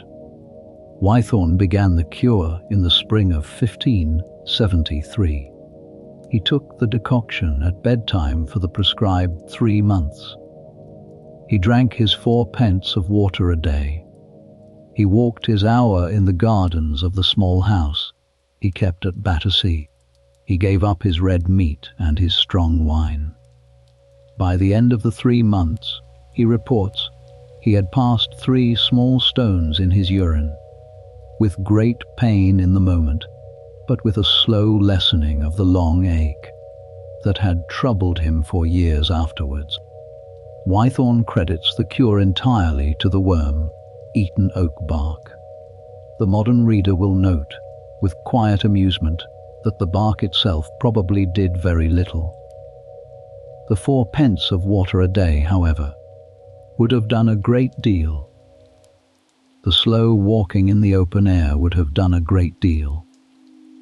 The abstention from red meat would have done a great deal. The cure that the doctrine of signatures had, by chance, prescribed alongside the bark was a careful low, purine, high, hydration regimen of exactly the kind that modern urology recommends to patients with calcium oxalate stones. The bark was the ceremonial center of the cure. The diet was the cure. The bark was, you might say, the spoon that carried the medicine, and the medicine was the slow patient water and walking and abstention. This is, perhaps, the deepest secret of the doctrine of signatures. The doctrine was wrong in its theory. It was, in many cases, half right in its practice. It was, in some cases, the small ceremonial scaffolding that allowed a sensible regimen to be prescribed alongside an unimportant centerpiece. The patient, given the bark in his cup at bedtime, took also the 4 pints of water and the walking and the diet, and the patient, in many cases, recovered. Master Wilkin closes the page softly. The candle has burned lower still. He says, the doctrine of signatures was a slow, generous misreading of the world, and it was, by the patient generosity of the body, sometimes rewarded with the small, slow cures that it had not actually deserved. He turns the leaf to the 9th chapter of Theriac and Venice Treacle, chapter 9. Of Theriac and Venice Treacle.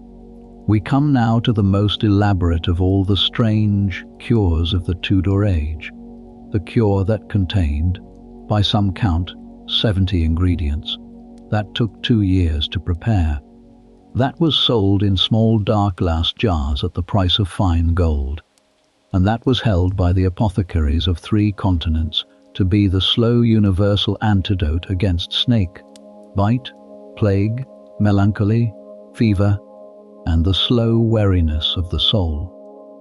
The cure was called Theriac. In England, in the cheaper imitations made in the city of London, it was sometimes called London Treacle.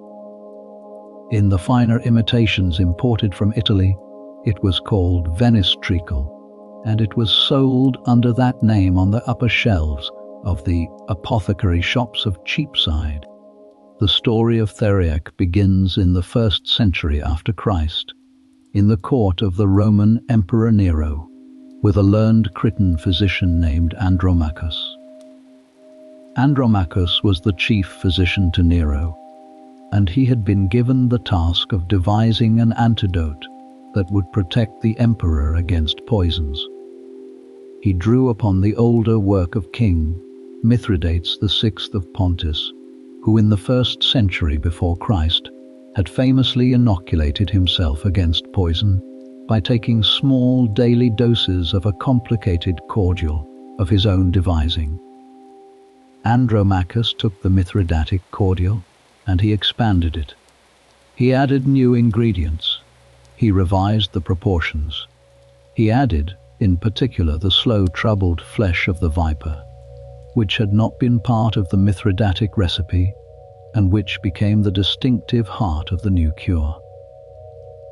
The recipe of Andromachus, as it has been preserved in the writings of the 2nd century Roman physician Galen, calls for some 64 ingredients. By the medieval and early modern period, in the apothecaries of Italy, the recipe had grown to 70 or 72 ingredients, depending on the apothecary and on the year. Let us walk slowly through the principal ones. The first and most distinctive ingredient was the flesh of the viper. The vipers used in the preparation of Theriac were caught in the spring, in the warm hills around Padua and Bologna, by men who specialized in the trade. The vipers were taken alive, in small wicker baskets. They were brought to the apothecary's workshop in the city. They were beheaded, the heads being thrown away. The bodies were skinned and cleaned. The flesh was simmered slowly in clean water with a small quantity of dill, and the bones were removed by hand.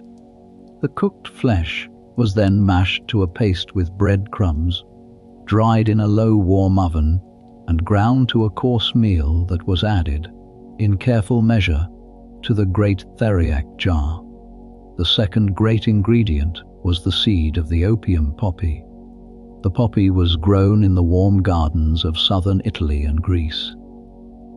The dried seed pods were broken open, the small dark seeds were collected, and a quantity was added to each preparation.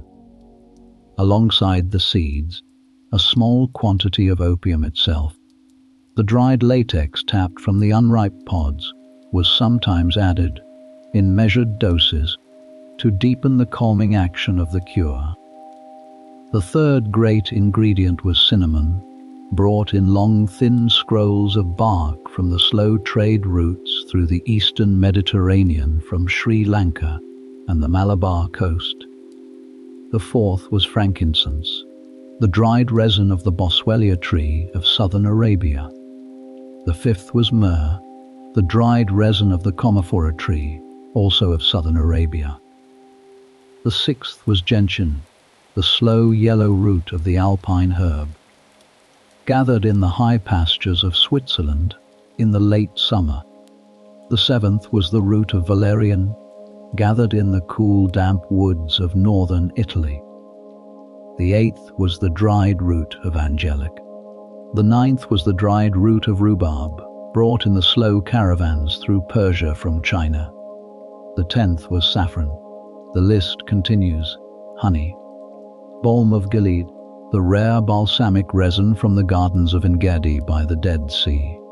Opobalsamum, a finer balsam, said to come from the same gardens but more rare and more expensive. Gum tragacanth, the slow weeping resin of certain Persian thorny shrubs. Malabothrum, the dried leaves of a tree of the cinnamon family. Spikenard, from the Himalayas. Cassia, a coarser cousin of cinnamon. Pepper, both black and long. Ginger. Cardamom. Cloves galangal asafoetida. The list contains some 64 to 72 such items, depending on the apothecary and on the city. The preparation took 2 whole years. The dried herbs and spices were ground in a great brass mortar by an apothecary's apprentice over the course of several days. The viper meal was added. The opium was added. The honey, warmed slowly in a copper pot, was added last. The whole was mixed thoroughly with a long wooden paddle. The mixture was placed in great earthenware jars, each holding several pounds of the cure, and the jars were sealed with a layer of oiled paper and a thick paste of meal and water. The jars were stored in a cool, dry cellar. The first year of storage allowed the slow fermentation of the honey and the slow blending of the 70 ingredients into a single dark amber paste. At the end of the first year, the apothecary opened each jar, examined the contents, stirred the paste with a long, clean wooden spoon, and re-sealed the jar. The second year of storage allowed the slow further mellowing of the cure. At the end of the second year, the jar was opened.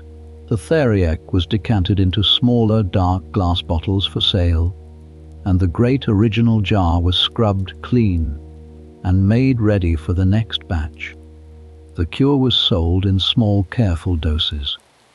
A patient with snake bite was given a single small spoonful, dissolved in warm wine, every 2 hours through the night and the following day.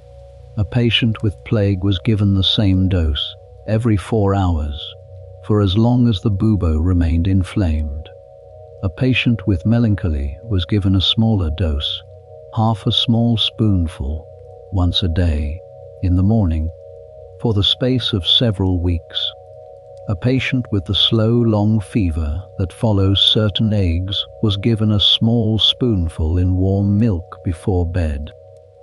The most spectacular ceremonial form of the cure was practiced in the Republic of Venice, where the great theriac of the city was prepared once a year in a public ceremony on the Rialto Bridge, in front of the assembled apothecaries of the Republic and a great many onlookers.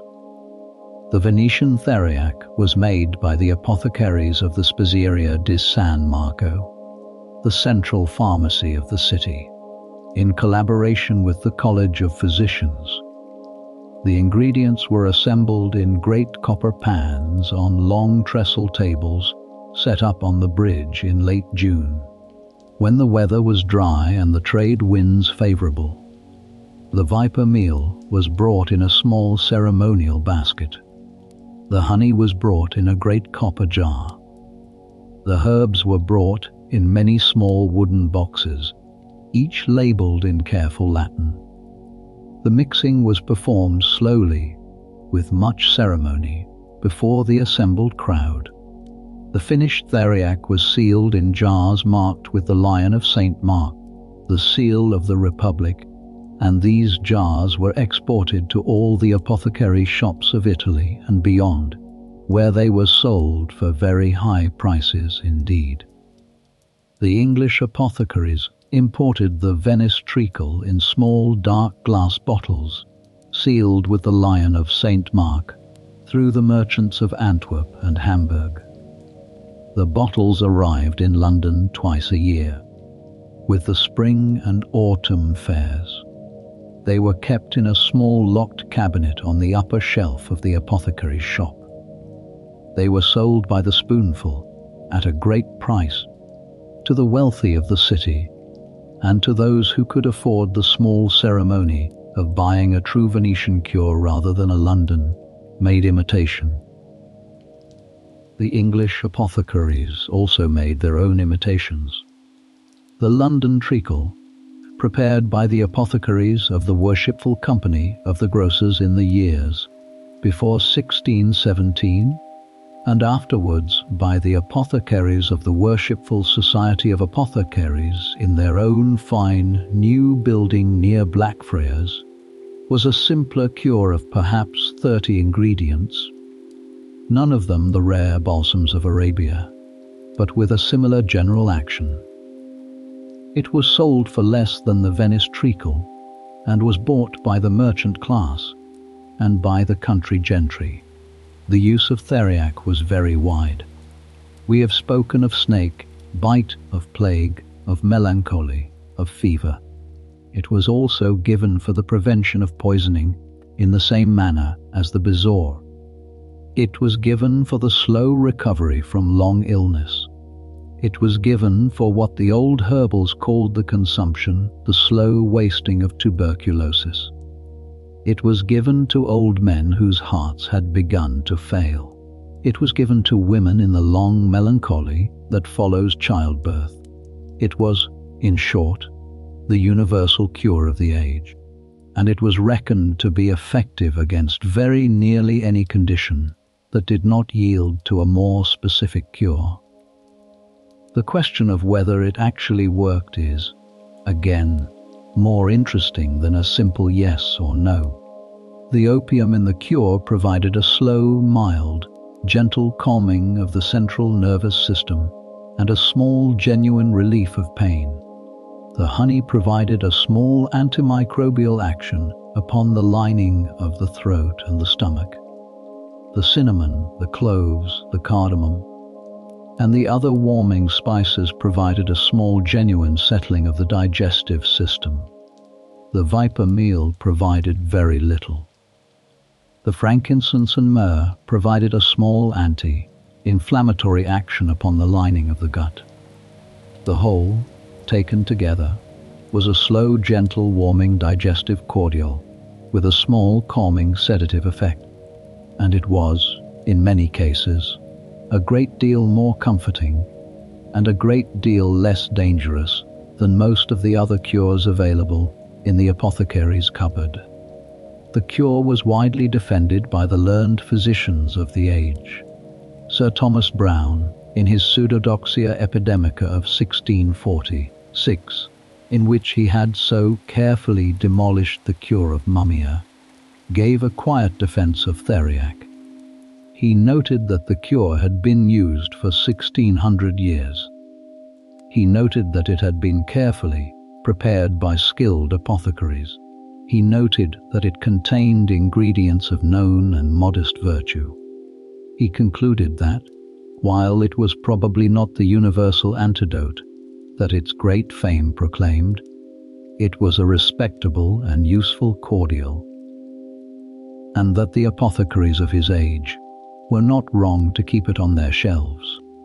The cure began to fall out of fashion in the 18th century. The new physicians of the Enlightenment, who had begun to ask careful questions about the actions of specific drugs upon specific diseases, found the 70-ingredient theriac an awkward thing. It was difficult to study. It was impossible to test. It contained so many ingredients that no one could say what it was actually doing. The simpler cures of the new pharmacy, the laudanum of Thomas Sydenham, the Peruvian bark of the Jesuits, the digitalis of William Withering, slowly displaced the old universal cordial. By the early 19th century, theriac was no longer prepared in the great apothecaries of London or Paris. The Venice ceremony continued, in a much reduced form, until 1845, when it was abandoned by the Spezieria di San Marco. The Lion of St. Mark's seal continued to appear, very occasionally, on small dark bottles sold to apothecaries in Eastern Europe and the Levant, well into the early 20th century. The last commercial production of theriac, in any form recognizable as the 70-ingredient cure of Andromachus, ceased at some point in the years before the First World War.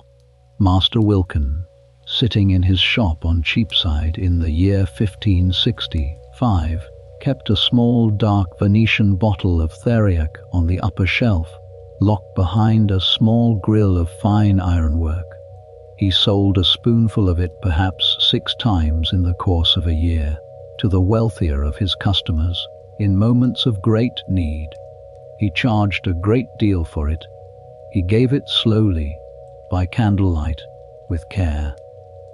He explained, when he was asked, that the cure had come from the apothecaries of Venice, that it had been prepared with great patience, that it contained the slow virtues of 70 careful ingredients, and that it would, by the slow patient action of the body, give what comfort it could give in the long darkness of a serious sickness.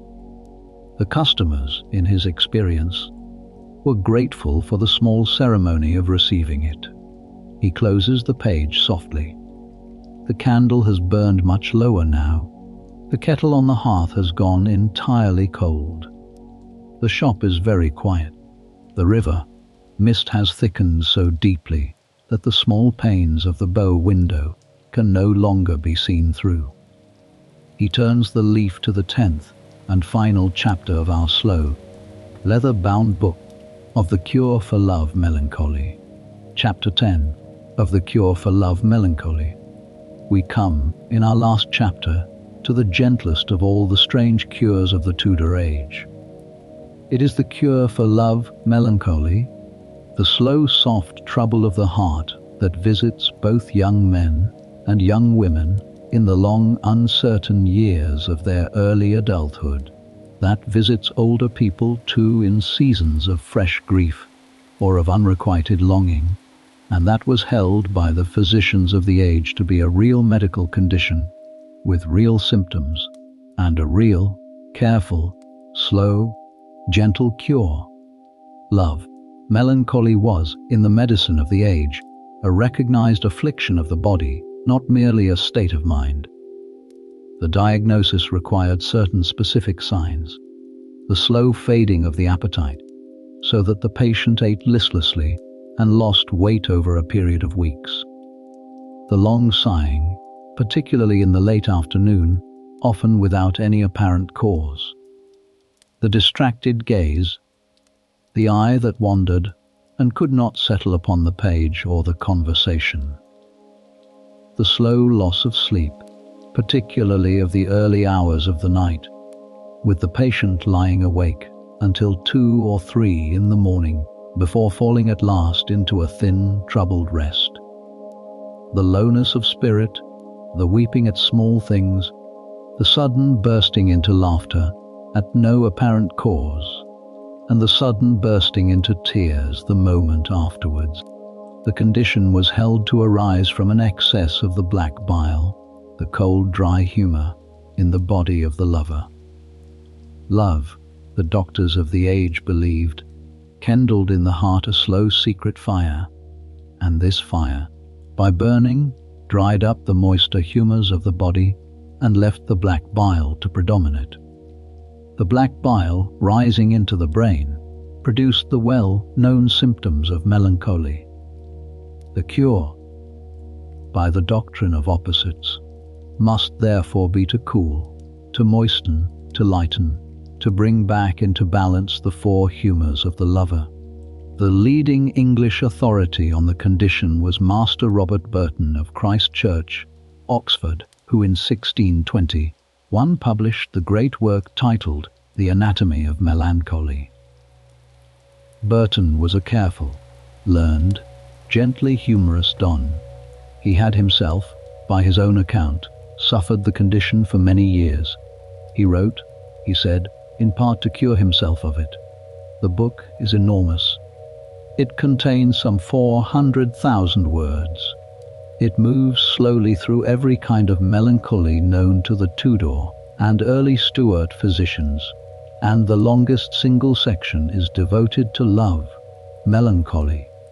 Burton's prescription, drawn from many older authorities and from his own slow, careful observation, can be set out in 5 parts. We shall walk through them slowly. The first part of the cure is dietary. The patient is to take each morning a slow, gentle infusion of borage and bugloss, 2 herbs of the family of the Boraginaceae, of which we spoke briefly in our setup. Borage, the tall, rough, leafed annual of the cottage garden with the small, bright blue flowers, was held by the old Romans to drive away all sadness and dullness. Bugloss, its larger cousin, with the rougher leaves and the deeper blue flowers, was held to have very nearly the same virtues. A small handful of the dried flowers and leaves of either, or both, was placed in a stoneware cup.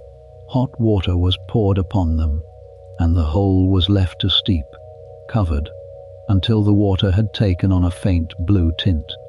The infusion, sweetened with a little honey, and warmed with a small spoonful of warm milk, was given to the patient in the morning, every morning, for the space of 6 weeks.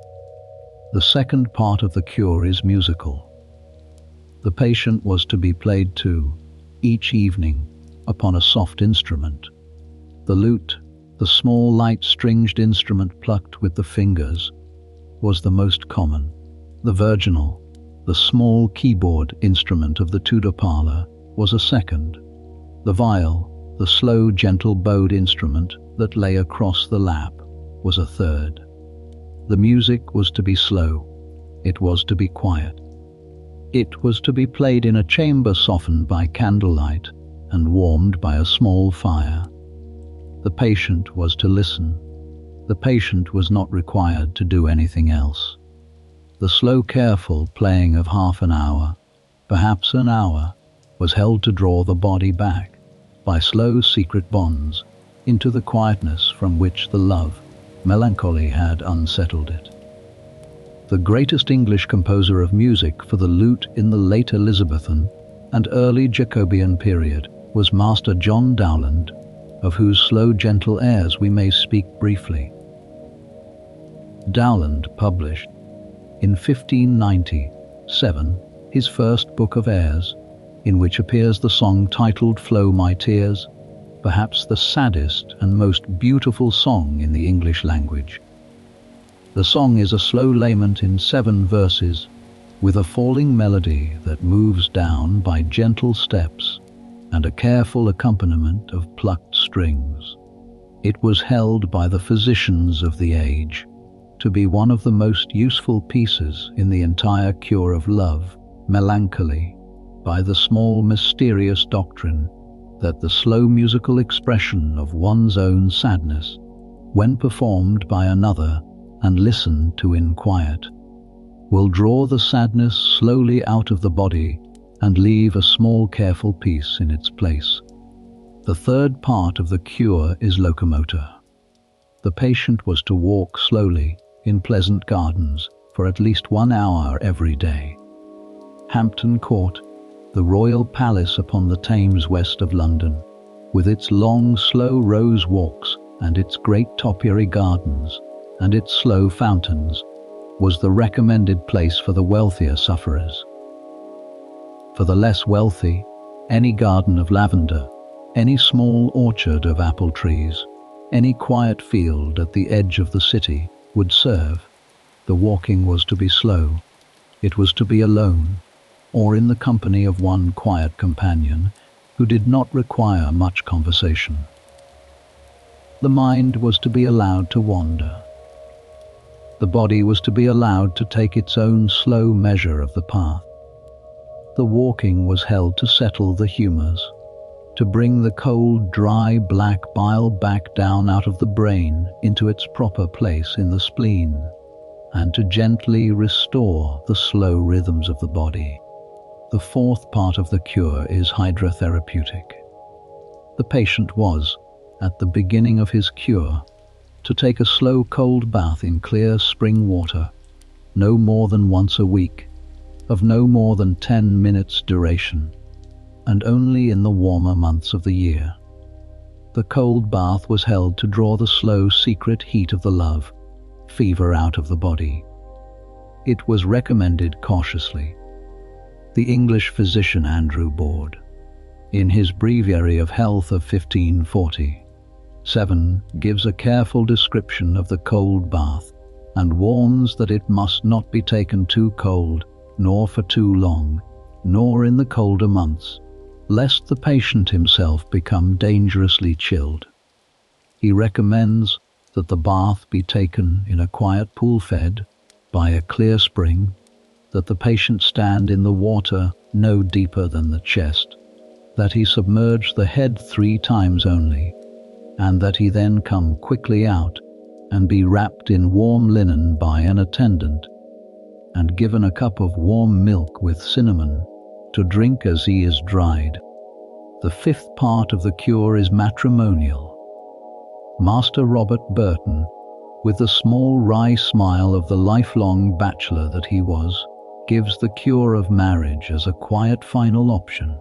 If the love, melancholy is brought on by an unrequited longing for a particular person, says Burton, and if that person can be brought, by careful diplomacy and gentle persuasion, to share the longing, then the marriage of the two will, in many cases, complete the cure. Burton notes that this is not always possible. He notes that it is, in fact, in a great many cases entirely impossible. He recommends, in those cases, the slow patient continuation of the other 4 parts of the cure, and the gentle hope that time, which heals very nearly everything, will heal also the love, melancholy. There is a slow famous case in the late 16th and early 17th centuries, of which Master Wilkin himself read in a small careful pamphlet that came to him through a friend. It is the case of Lady Anne Clifford of Skipton, who in the early years of her widowhood, in the years around 1620, fell into a long love, melancholy following the death of her first husband, the Earl of Dorset. Lady Anne was a thoughtful, learned, gentle woman, and her physicians were the most careful in the country. She was treated by their slow, careful regimen, with the borage and bugloss infusion every morning. She was played to in the evenings upon a fine lute by a young musician sent up from London who had been a pupil of John Dowland. She walked every afternoon in the long slow rose gardens of her castle at Skipton with a single quiet companion. She took, in the warmer months, a slow cold bath in a clear pool of spring water that flowed from the moors above her estate. She did not, as it happened, marry again for some years, and her cure proceeded by the other 4 parts only. Lady Anne, by her own slow, careful account in her diary, recovered from the love, melancholy in the course of perhaps 2 years. She lived afterwards to a great age, ruled her vast estates in the north of England with quiet authority, rebuilt the castles of her family that had fallen into ruin, kept careful records of her household and of her tenants, and is remembered in the north as one of the great quiet women of the 17th century. She is said to have credited her recovery, equally and sincerely, to the borage water of her physicians, to the slow rose gardens of Skipton, to the careful attentions of her household staff, and to the music of John Dowland. Master Wilkin, sitting in his shop on Cheapside in the year 1565, when Robert Burton was not yet born and Lady Anne Clifford was not yet a small girl, and John Dowland was not yet a young man, kept on his middle shelf the slow common ingredients of the cure for love melancholy: the dried flowers of borage, the dried leaves of bigloss, the dried leaves of betony, the roots of valerian, a small jar of crystallized sugar of roses, which was sometimes used in addition. He sold these gently. He sold them often to young apprentices of the city who had fallen into a long unhappy attachment with a serving girl whom they could not marry, or to young women whose suitors had gone to sea and not returned, or to older women whose long married husbands had died and whose grief had taken the slow form of love, melancholy. He gave, with the herbs, a quiet word of his own counsel. He suggested the slow walking in the open air. He suggested the listening, in the evenings, to such music as the customer could afford. He suggested the patience that, in the slow body of the human being, is always rewarded by the long patient work of time, with at least a small partial healing. He suggested, finally, that the love, melancholy was not a punishment for some hidden fault, was not a sign of weakness of character, was not a thing to be ashamed of, but was a slow, soft trouble that visits very nearly every person at some season of life, and that passes, slowly, in its own time, leaving the heart a little quieter and a little wiser than it had been before. He closes the page softly. The book lies open before him on the bench, at the last of its 10 chapters. The candle has burned very low now. Outside, on Cheapside, the night watchman is calling the 11th hour. The river mist has thickened so deeply that one can no longer hear the small late horse carts on the cobblestones. The kettle has gone entirely cold. The fire on the hearth has settled to its slow red embers. Somewhere far off, a single church bell is ringing for compline. That, says Master Wilkin softly, is the end of our slow leather-bound book. 10 strange cures, told one at a time.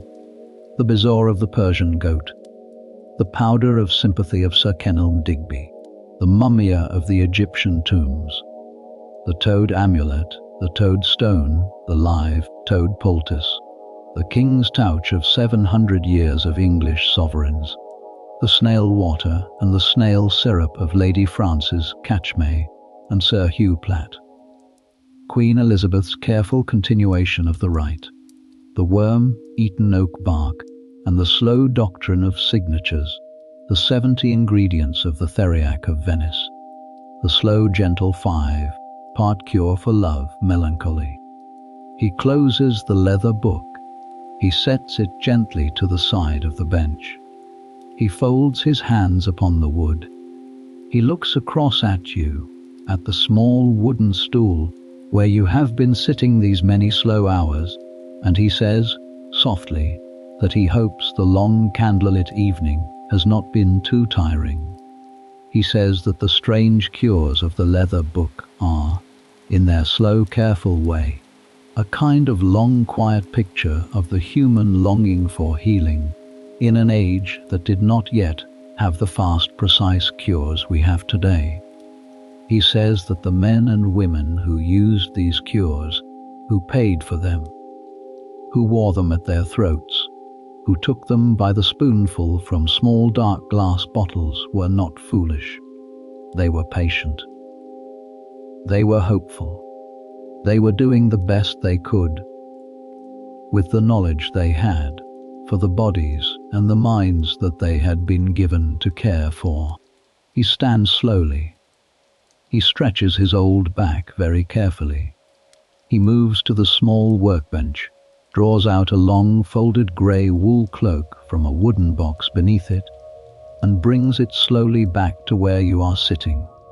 He spreads the cloak carefully upon the small wooden stool and arranges it so that you may lay your head down upon its softness. He says, softly, that the hour is late, that the river mist is thick at the door, that the streets of London are no fit place for an evening visitor at this hour, and that you are most welcome to rest here, upon the small bench by the slow embers of the hearth, until the morning bells of St. Mary bow call up the dawn over Cheapside. He moves quietly to the candle. He does not blow it out. He simply trims the wick a small fraction shorter with a pair of small brass scissors so that the flame burns lower and softer than before. He moves to the door of the inner chamber. He pauses for a moment, looking back at you. He says softly, sleep well. He says that the strange cures of the leather book have been, in their long careful history, a kind of slow patient kindness offered to the suffering bodies of past ages, and that the deepest cure of all, in any age, is the slow gentle gift of rest. He says that he himself goes now to his own bed in the inner chamber. He says that the shop is yours for the slow hours of the night. He says that the cloak upon the small bench is warm. He says that there is, on the small shelf above the hearth, a small stoneware jug of warm milk, if you should want it, and a small crust of bread beside it. He turns. He goes through the door of the inner chamber. He closes the door behind him very softly. The shop is quiet. You hear, very faintly, the soft footsteps of his old slippers on the wooden floor of the chamber beyond. You hear very faintly the slow creak of his own bed as he lays himself down. You hear very faintly the long soft sigh of a man at the end of a long careful day. The candle on the bench beside you gives off its slow soft light. The leather book, closed now, sits beside the candle. The brass mortar and pestle, wiped clean by the apothecary in the course of the long evening, sit beside the book. The small set of scales, the horn spoon, the glass funnel, the square of clean white linen folded ready for the morning, sit in their slow careful places upon the bench. The dark glass bottles on the upper shelves stand in their slow rows, each labelled in the careful spidery hand of Master Wilkin, each containing the slow quiet preparations of his long careful craft. The linen bags on the middle shelf stand in their slow rows. The stoneware jars on the lower shelves stand in their slow rows. The shop is at peace. The slow embers of the hearth throw a soft warm glow across the stone floor. The river mist, outside, presses gently against the small panes of the bow window. Somewhere, very far off, a single church bell is still ringing, faintly, for the close of Compline. Somewhere closer, a small cat is purring, very softly, on a small mat by the back door of the shop. You let your eyes close. You let your shoulders settle into the slow softness of the grey wool cloak that the apothecary has spread upon the bench for you. You let your breathing settle into the slow rhythm of the candle, of the embers, of the bell, of the cat. The strange cures of the leather book are, in your mind, a slow, soft procession.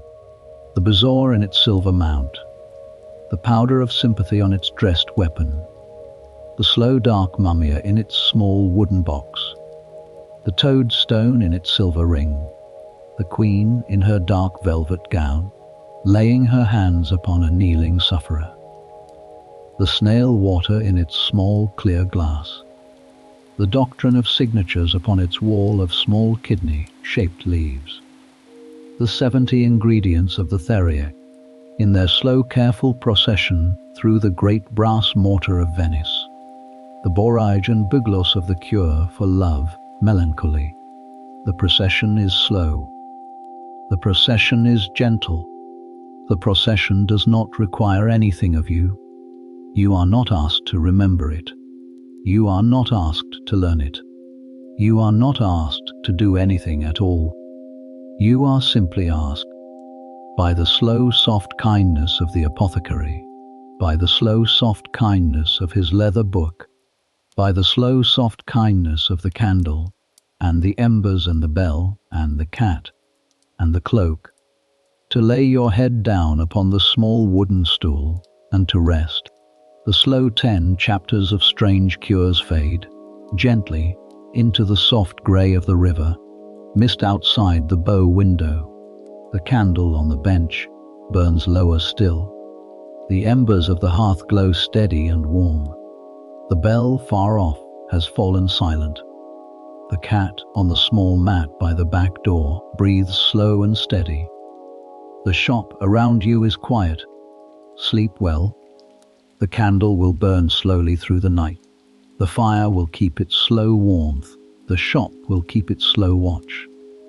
In the morning, when the first soft light comes through the small panes of the bow window and the bells of St. Mary, bow begin to call up the dawn over Cheapside, the apothecary will rise from his inner chamber, and the kettle will be put back upon the hearth, and a new day will begin slowly, in the slow careful way of the slow careful craft of the long quiet apothecary's shop. Sleep well. Until next time.